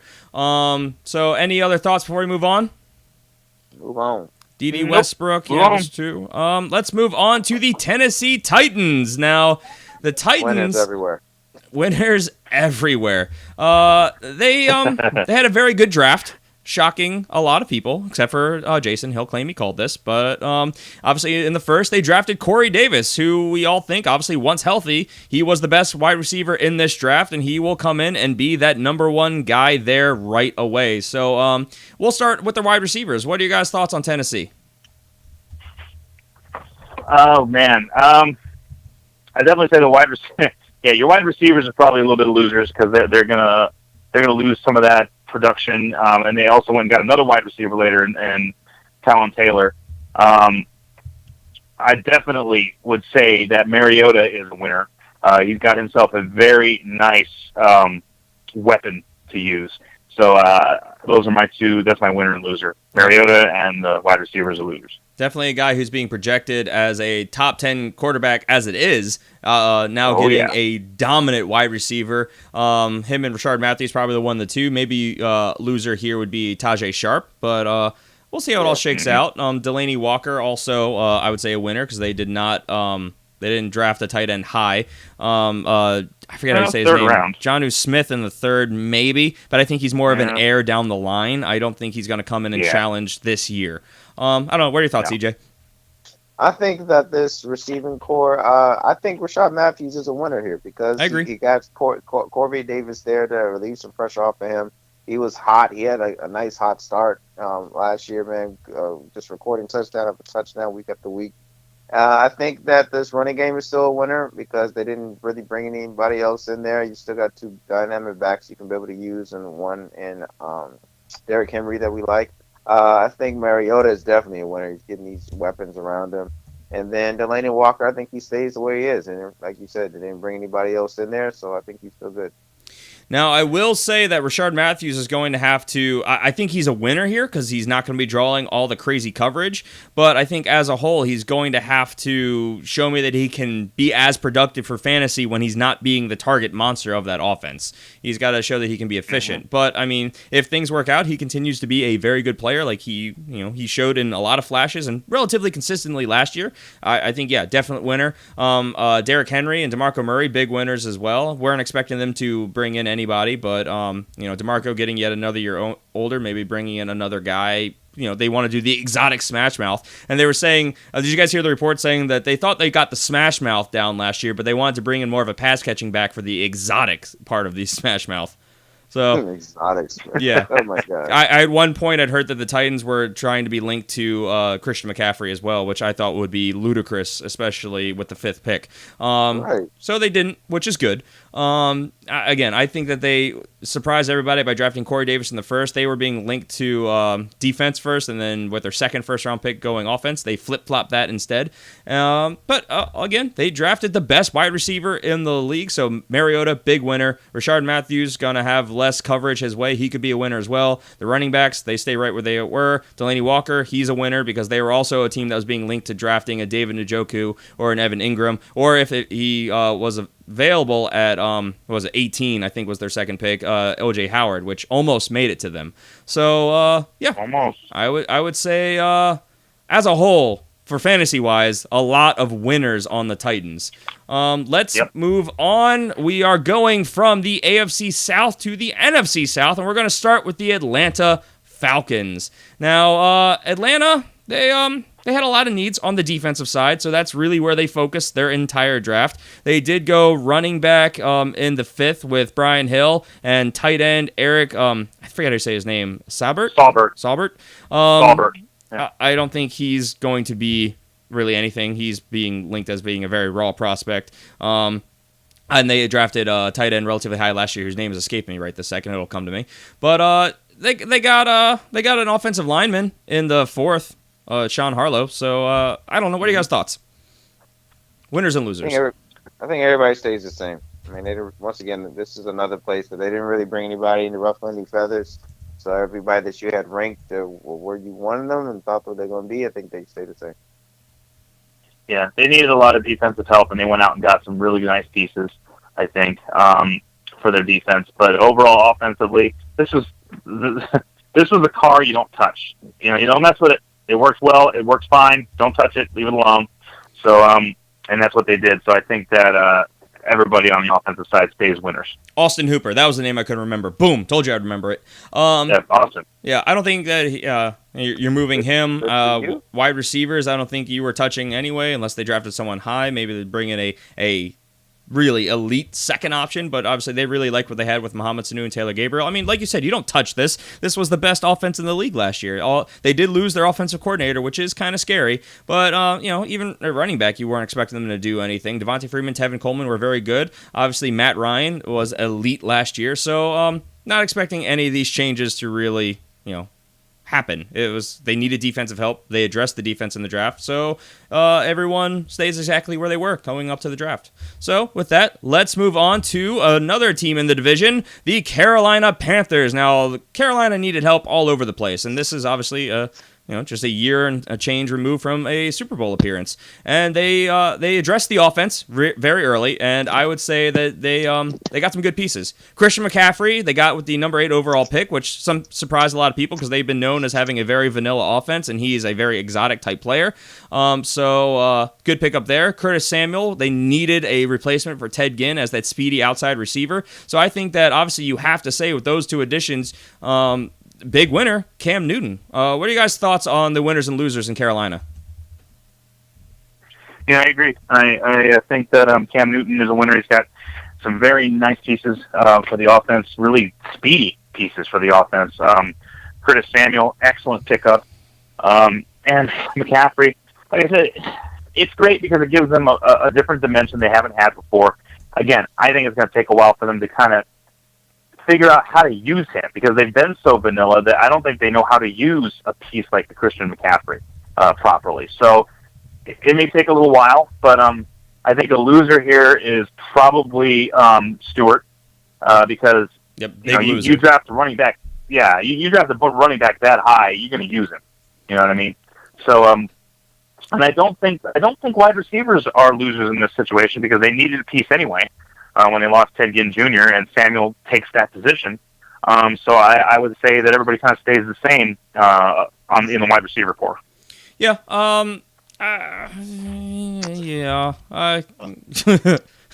It's tough. I have mixed tough. feelings. I think the winner here is the running back, Christian McCaffrey. He's definitely going to get the opportunity. He's going to add that juice and excitement there. I agree with you, Jason. Jonathan Stewart is going to be a loser. I think he's going to be the relief back for McCaffrey. And he knows he can probably be that third down back in tight spaces, red zone. He can be that dude there. Wide receivers, I'm going to say they're losers because they need to improve. They stalled a lot last season, and they got real sluggish and slow. And I think that this is going to be a big step for all of them. They need to improve up their game. And Well, go ahead, Jay. Griffin. I was going to let you finish, but I was going to say a lot of that was not necessarily the wide receivers. That offense as a whole was stalling, and a lot of that was because they had a lot of injuries up front. They needed help on the offensive line, and of course, this not being a very good offensive line, free agency pool, or draft, hard to address. They did draft a guard in the second round, so with Taylor Morton, so he could step in probably very quickly. He's being listed as being able to play either right guard or right tackle, so that could be a helpful piece of that offense. Just some diverse, if people go down, help Cam Newton stay upright, and maybe then be able to sling the ball a little bit better. And I kind of like the wide receivers. I think that this is a good move. Kelvin Benjamin, you're not moving. Devin Funches, he's another one of those bigger backs, and I think that Curtis Samuel is going to come in, fill that Ted Ginn role, just plug and play, just like they were having him, that speedy guy, stretch the field. So I like it as a whole. I'd say obviously Cameron Artis-Payne and Fozzie Whitaker, big losers because Christian McCaffrey is going to do what they do, but much better. And Jonathan Stewart's going to be, I think it's going to be a timeshare, especially as they figure out how to use Christian McCaffrey throughout the season, and eventually he'll end up taking over. But I don't think he's got necessarily the frame to be that 3 down back every single drive. So I think this might be more of a committee. So, obviously Jonathan Stewart, a loser as well. Wide receivers, I would say, stay the same. Greg Olsen, you weren't going to step down from Greg Olsen. He's amazing. And Cam Newton. So, I don't know. Do you have anything else you want to say, CJ? I didn't mean to cut you off. No. I was going to say just, I felt like to me that at time, like a big majority of the season, Greg Olsen was outperforming the wide receivers. So, he was. And that's bad. Your tight end should not be outperforming all your wide receivers, especially with all that talent that's there. Now, granted, once again, your boy Benjamin was coming off that injury. Well, he was coming off that injury. His first year back from a knee injury. Yeah, first year back from injury. So that's to be expected. But you kind of expected a little more. And then all the hype from Devin Funches coming into that season, you thought that was going to be an increased role for him as well. So it just felt a little underwhelming to me. And then Ted Ginn, he did what he could. But he's no longer there, so you can't evaluate that and say that's going to be a promising role. So it's just, to me, it just felt like that this is a loser because all these guys, Funches and Benjamin, they need to improve this upcoming season to me. Yeah, we'll see how it all shakes out. I think it's going to be interesting. See how they decide to use Curtis Samuel. If they're gonna try and use him more so than they use Ted Ginn. I think he's a more versatile player. I don't know. I think you've probably watched more tape on him than I have, Jason. What are your thoughts, really fast before we move on? Well, it's hard. I know for me it's to tricky. say. I like Curtis. I know he's a rookie. I know, but no, I said it's tricky. I didn't. Yeah, I like the speed. I like the ability. I think that he's going to fit in well with this particular offense. I think that receiver core is not really that bad. It's just there was a lot of bad things that happened this last year. So, yeah. Fair enough. All right, let's move on to the New Orleans Saints. Now, the Saints, they needed a whole lot of defensive help, and they addressed that for the vast majority of their draft. In fact, all except for one player, which will drastically affect us in fantasy. And that is in the third round, they moved up, I believe it was, to draft Alvin Kamara, running back, a guy who had been linked as a second-round talent. So possibly even a first-round talent in some early mock drafts. So he fell to the third. They weren't going to miss that. You called it, of course. Still a very surprising pick. So, I mean, obviously the big nail in the coffin here, I think, is Mark Ingram. And to an extent, Adrian Peterson, because they now have their guy that they're probably going to have in the future. I don't think that you're necessarily calling them losers for this season, though. But this is a guy who does a little bit of it all, though a smaller back, but therefore a back that can be used in many different ways, as we know Sean Payton likes to use his running backs. What are your guys' thoughts here? Yeah, I like. I'm sorry. I'm sorry. No, Jason probably got more positive to say, so I'll go with Jason. Go ahead, Jason. What? You're not positive, CJ? I'm surprised. So Alvin Kamara is exactly what I think they needed down in New Orleans. They like to have that shifty, fast, kind of back, and that's not what they have right now. I mean, and Mark Ingram, you can't say that's the kind of back he is, and Adrian Peterson obviously is not that kind of back. So they've got this bruising kind of a mentality at running back that they don't really use.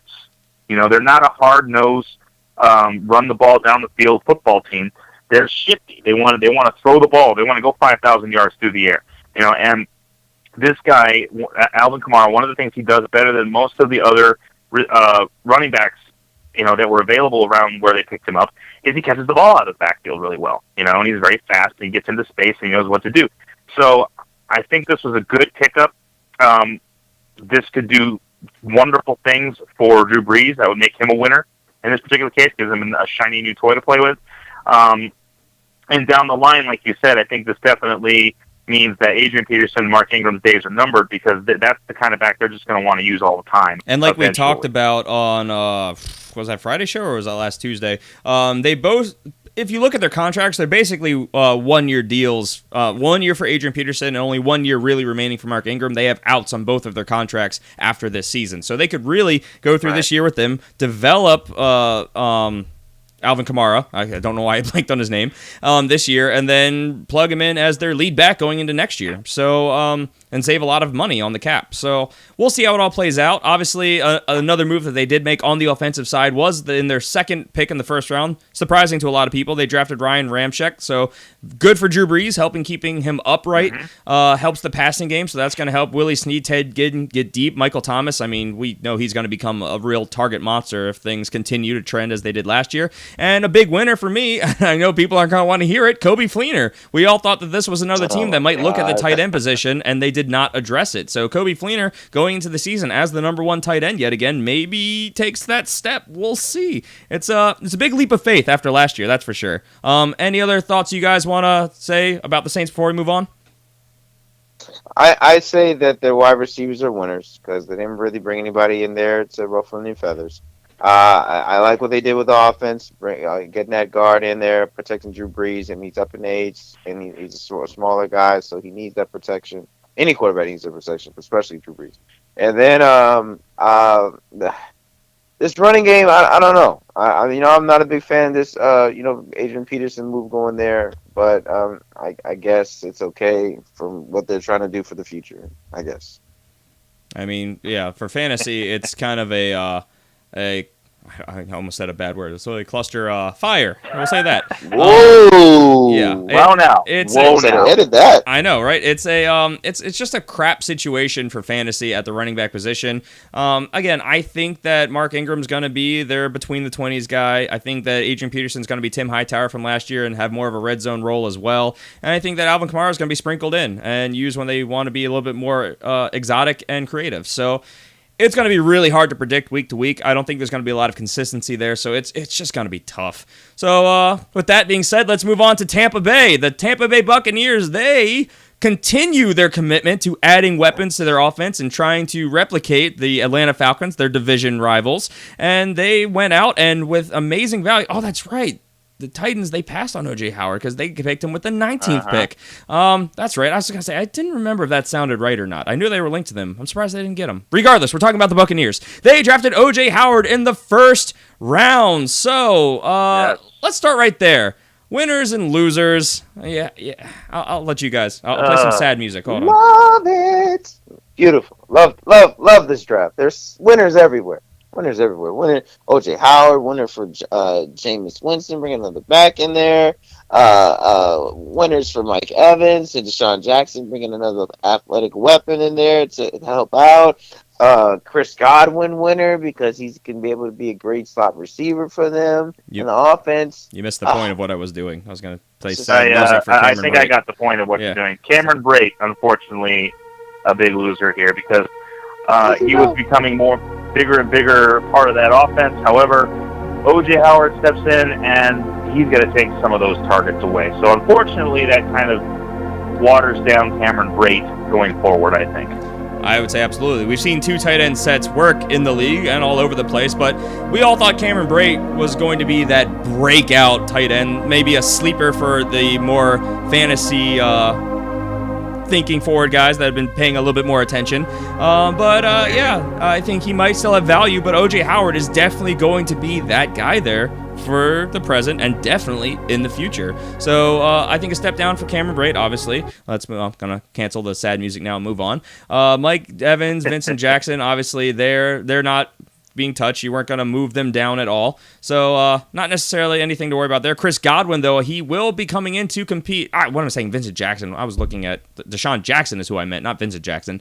Vincent Jackson. Yeah, forget about him. Deshaun Jackson, rather. He's got his role carved out. He's going to be that deep threat guy. He's going to be that home run hitter. They're going to send him on 9 routes almost every play. But Chris Godwin and Mike Evans are going to be, I think, those all around the field, used in every aspect of the game type guys. So again, massive winner, Jameis Winston. And it's hard to debate that at all. And again, a guy who we think is a winner, provided it all, everything stays the course the way it's looking, could be Doug Martin. Now, Jeremy McNichols, he is a very talented prospect, a guy that a lot of people are very high on, that think could have and should have gone much higher in the draft, but they have a lot of running backs there. They're paying Doug Martin a lot of money, so I think that if they do decide to hold on to Doug Martin with his 3 games suspension remaining of his 4. He served 1 last year. I want to make sure we get that right. 3 games remaining of his suspension this year. Well, anything could happen, but you're paying that guy a lot of money. So I think if they hold on to him, he's definitely going to be the starter. And we've seen when he's motivated, when he's in shape, when he's doing what he's doing and what he's known for, he can be, especially even for fantasy, one of those elite running backs. So I don't know. Any other thoughts before we move on? Move on. So maybe Jaquiz Rogers and Charles Sims, they're losers. I don't know.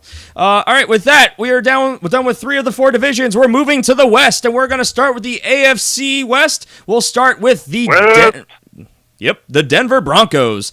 Now, the Broncos needed a lot of help, especially on the offensive side. So they addressed it in bits and pieces. Obviously, they went offensive tackle with Garrett Bowles, so that's a big help for them. They needed help, though, at skill positions. They got Carlos Henderson in the 3rd, who I think will be a pretty interesting piece that could come in and be that 3rd wide receiver for them, but I don't think that it's going to make Demaryius Thomas or Emmanuel Sanders losers by any stretch of the imagination. I think they're staying put. Jake Butt, tight end, in the 5th. I don't think he's going to necessarily be a huge contributor in the passing game this year, but I could be wrong. He is coming off of an injury, if memory serves. And Isaiah McKenzie in the 5th as well. So what are you guys' thoughts? Obviously, they drafted a backup quarterback in Chad Kelly in the 7th, and in the 6th, D'Angelo Henderson, running backup. But they have a lot of players, obviously, recently signing Jamal Charles as well. So C.J. Anderson, Jamal Charles, I don't think that they were going to be unseated for anything unless they went, they traded up to get a Leonard Fournette or a Christian McCaffrey. So what are you guys' thoughts here? Yeah, I love the Jake Butt pick. He's not Butt pick. He's really good. We're so mature really as a show. You would It's be just the so one. many jokes. Yeah. I'm sorry to make him the butt of all my jokes. Boom. I need a rim shot. Thank you. Yeah, you're gonna need that. You need that down the road. You shut your mouth. So I love that. I think that he is going to be a contributor to this offense. I don't know if he'll be a contributor right away. He is a tight end. Tight ends bloom in the 3rd year, as we all know. But Carlos Henderson is an interesting pick.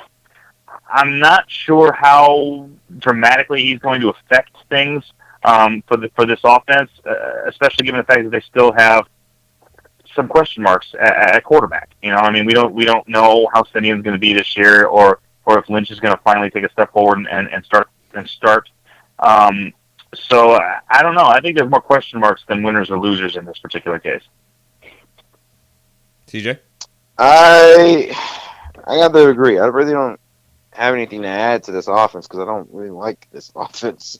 So it's that quarterback position is still a question mark to me. Is your boy Paxton Lynch going to be the guy? If so, it's going to be different. I think that he can add something new to it as far as athleticism and that mobility. But with Trevor Siemian being there, I don't know. I don't like Thomas. Sanders, I'm sad that he's there. I have to be stuck with that. And then, with Carl Henderson coming in there, I like him. He's a great young wide receiver that I think that compete for that 3rd role. But I just don't know. Like Jason said, I don't know how much he's going to contribute to the offense because the quarterback position there. Well, Chad Kelly, obviously, he's not coming in to compete. He's a depth move. If Paxton Lynch is able to come in and take that next step in his sophomore year, it could be great for the offense. Obviously, we know Devontae Booker, a loser, but he's not from the draft, but from the signing of Jamal Charles. So a lot of what we're seeing is C.J. Anderson probably going to be the lead back. Jamal Charles, we're not sure what we're getting out of him coming off of 2 low volume years because of not being able to get right from an ACL injury. So, but if he's able to get right, he's going to be more of a diverse pass catching back, and Devontae Booker will fall by the wayside. But again, that's not draft related. Demaryius Thomas, Emmanuel Sanders, unless they went like a really high end wide receiver rookie, I don't think that they were getting unseated at all. And at tight end, they still have Virgil Green. So, I think a lot of these guys are basically staying put. I don't think we're really moving them around very much.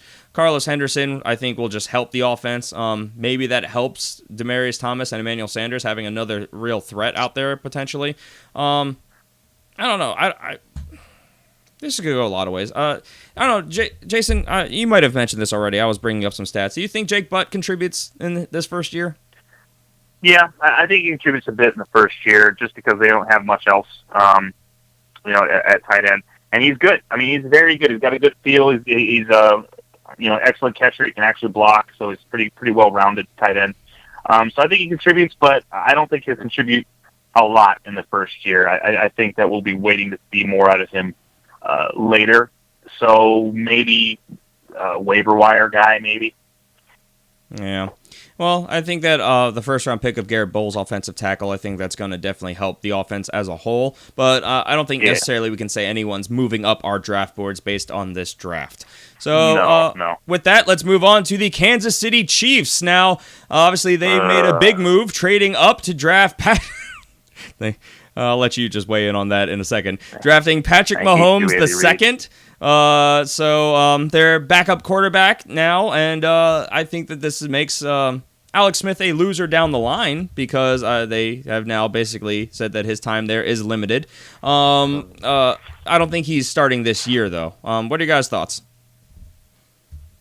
Freaking Andy Reid. Okay, so Patrick Mahomes is not going to be a fact. He's not going to be a thing. No. Not this year anyway. Not this year, I don't think. Not this year. It'll take 1 to 2 years, probably closer to 2 years. He's got fantastic upside, but he's very raw. So not going to be a thing. Don't worry about it. Alex Smith is still the starter.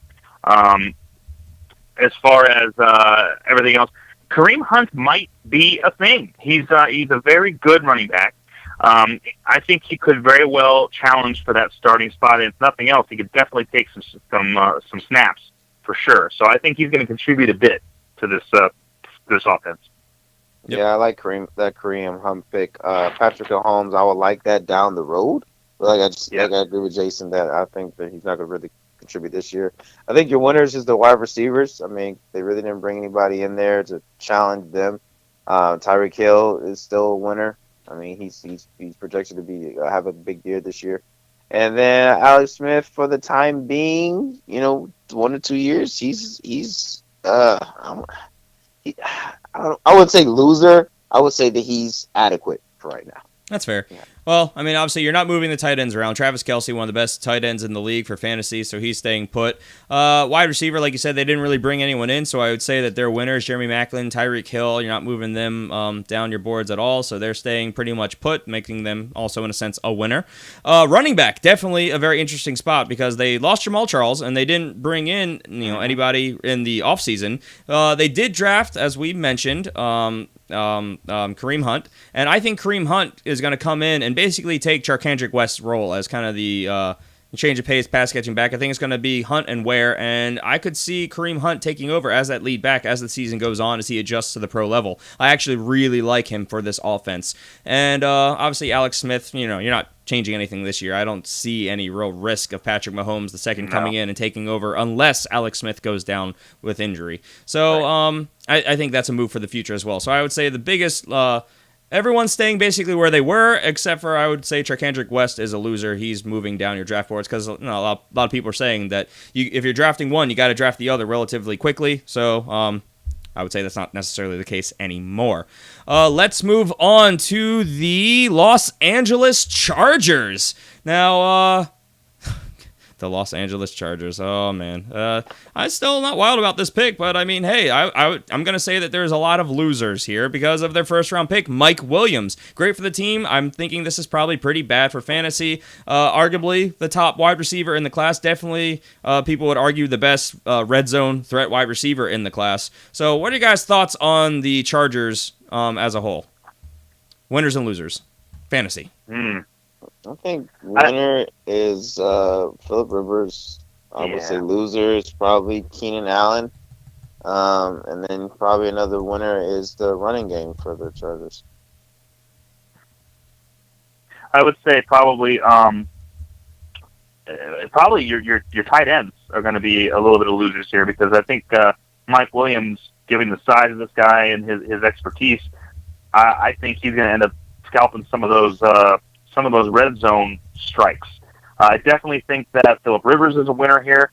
He got himself a really nice weapon in Mike Williams. And they did address that offensive line actually pretty extensively.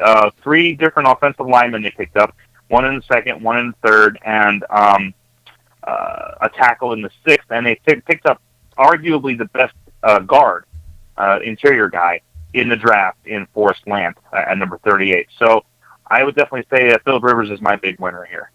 Yeah, no, I agree. Phillip Rivers, I mean, you add a weapon, you can't move him down, and an offensive guard, which will 2 offensive linemen technically, 3 offensive linemen. I forgot about Sam Tevy. That's right. The 3 offensive linemen. That's going to help an offensive line that that whole team really was decimated by injuries the last 2 years, so that adds depth and some talent, especially the second, third round pick. Those are pretty good guys for where they got them.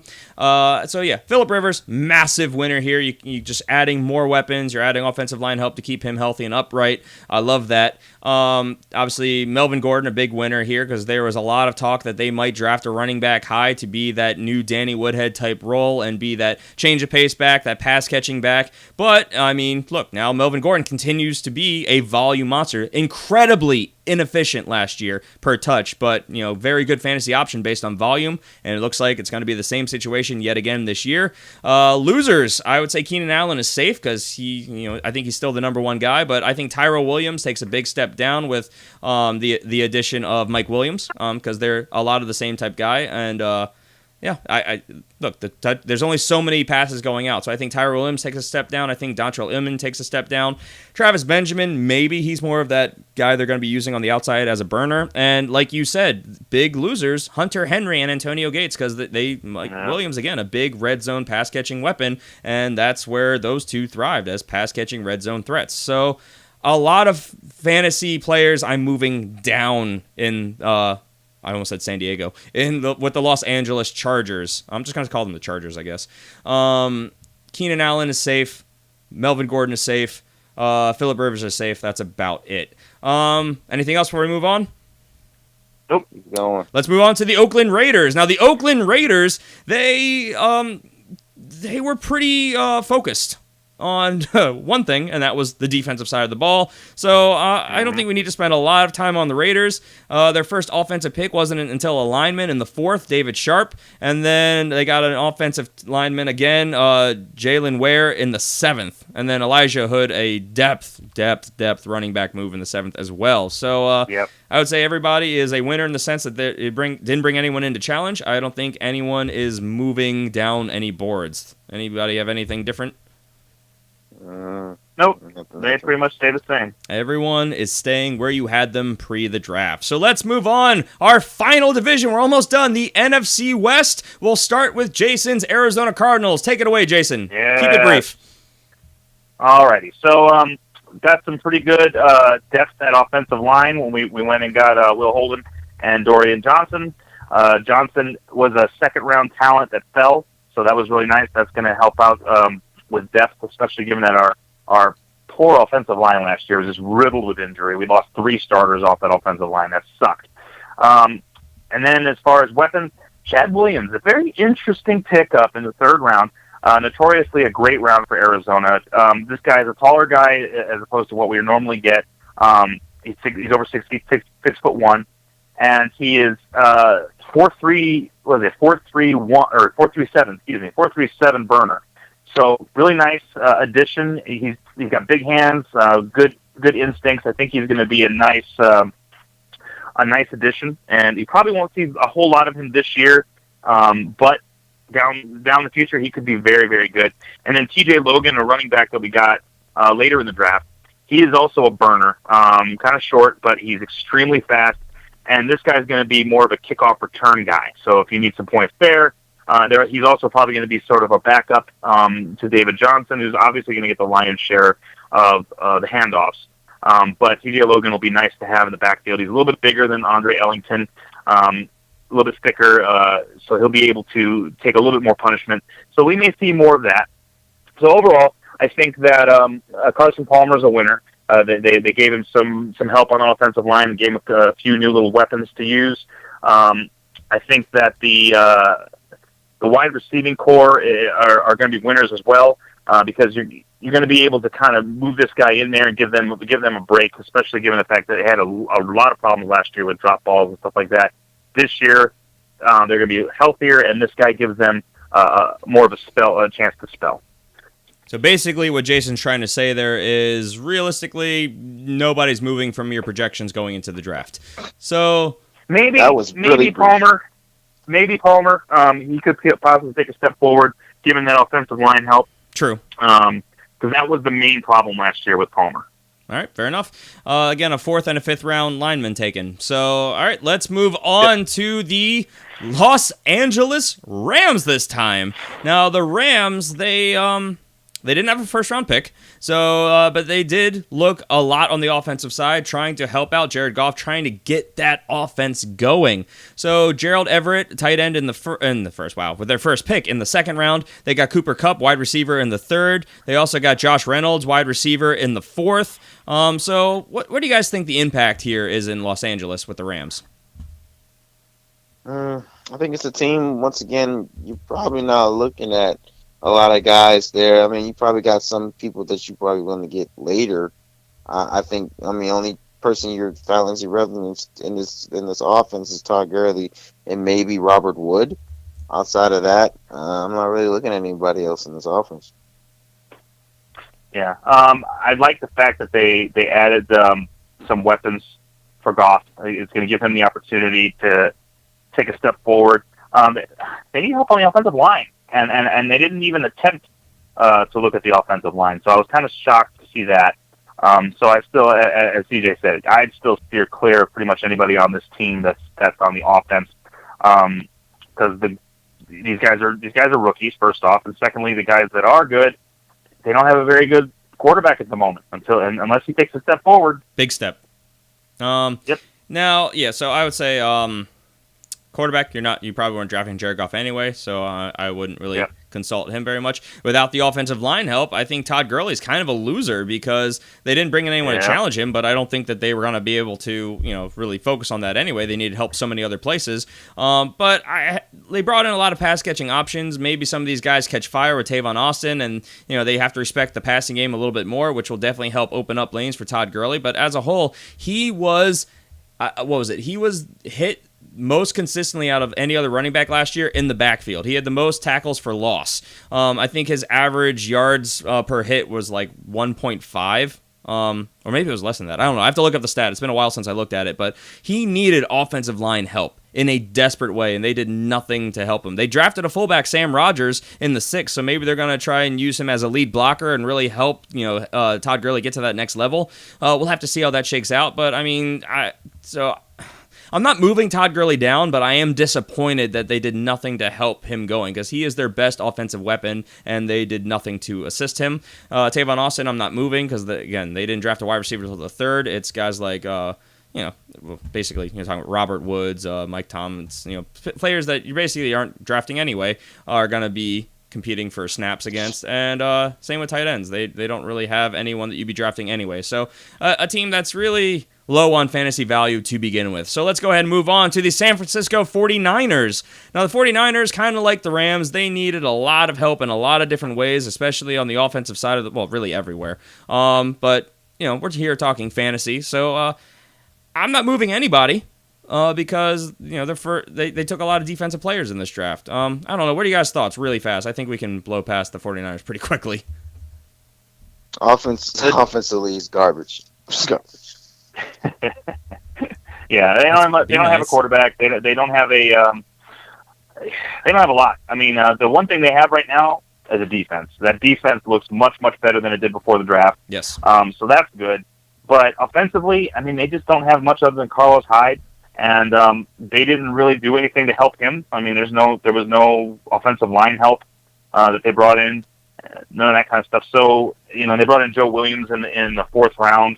But I don't think he's going to be much of a thing. I think he's just a depth move. So, and George Kittle in the 5th again. I mean, it was a really good pick for them. Really good value. He could be a very good tight end, but I think it's going to take a couple years. So I agree with you. I don't think anybody moves anywhere. No. I'm trying to think. Offensive line. Did they get any offensive linemen? I don't remember. No, they did not. So, yeah. Nope, they did not. Yeah, they needed a lot of help. And so that does nothing to really help, obviously, Carlos Hyde. They were being linked to also potentially going running back early. So there was a lot of news saying that they were shopping that pick also to the Jags, trying to get the Jags to move up 2 spots to grab Leonard Fournette.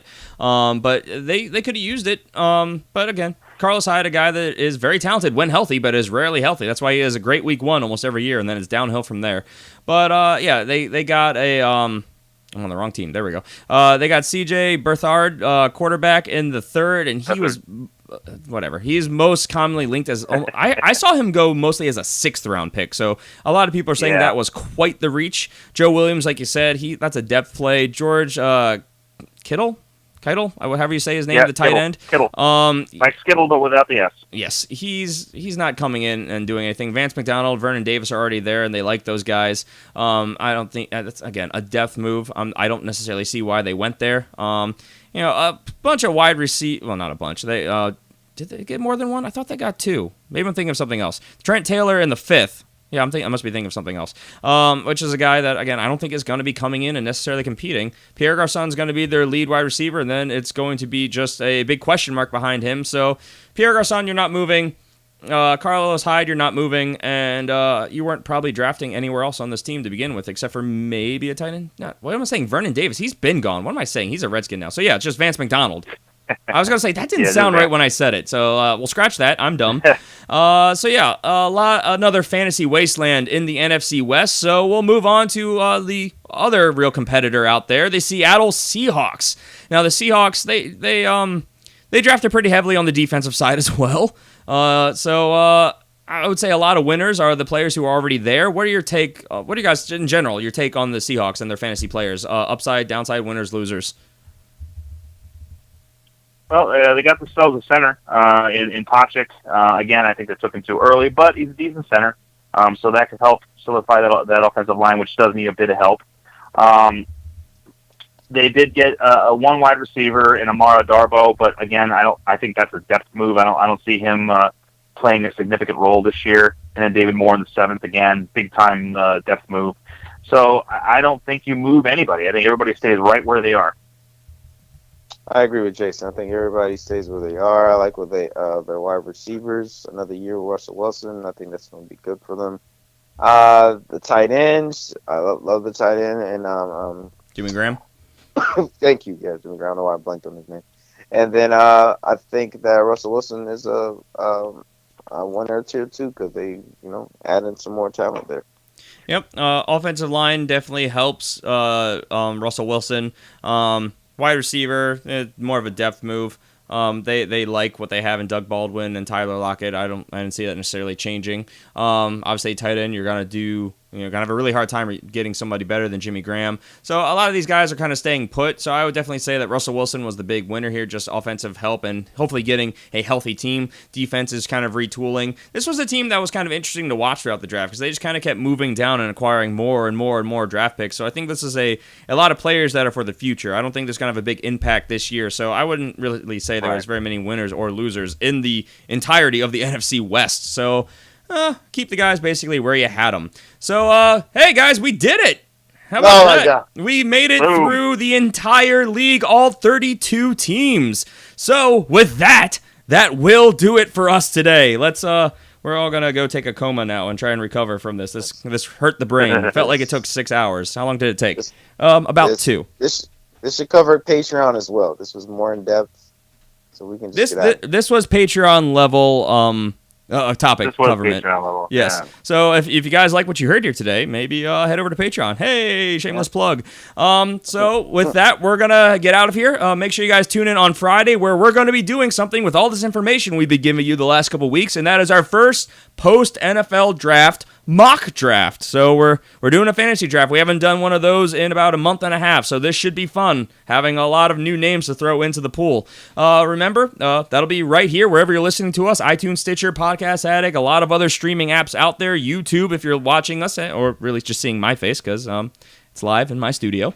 Again, you can basically find us almost anywhere at The Fantasy Football Fanatics. So search for that under the search tab. On Twitter, you can give us a follow at The FF Fanatics. Get breaking news as it breaks. Interact with us. Answer questions. We lots of cool perks. An ability to interact on Twitter. You can also follow us individually. I'm at GPalmerFFF. CJ is at CJHickman89. Jason is at JScabrera13. So yeah, and we're gonna move on to the Patreon show, which will be our next time you guys have a chance to hear us. If not, we'll see you on Friday. Any parting thoughts before we sign off, guys? Guys, have a good week. We'll see you again on Friday. You sound completely drained, CJ. Just take it out of here. I'm so ready to get out of here. Wow. Thanks for the positivity there. All right. Well, you're welcome. With that, we will see you when we see you. Take care, guys. Have a good one. Bye. Erie or McGuire? I don't know.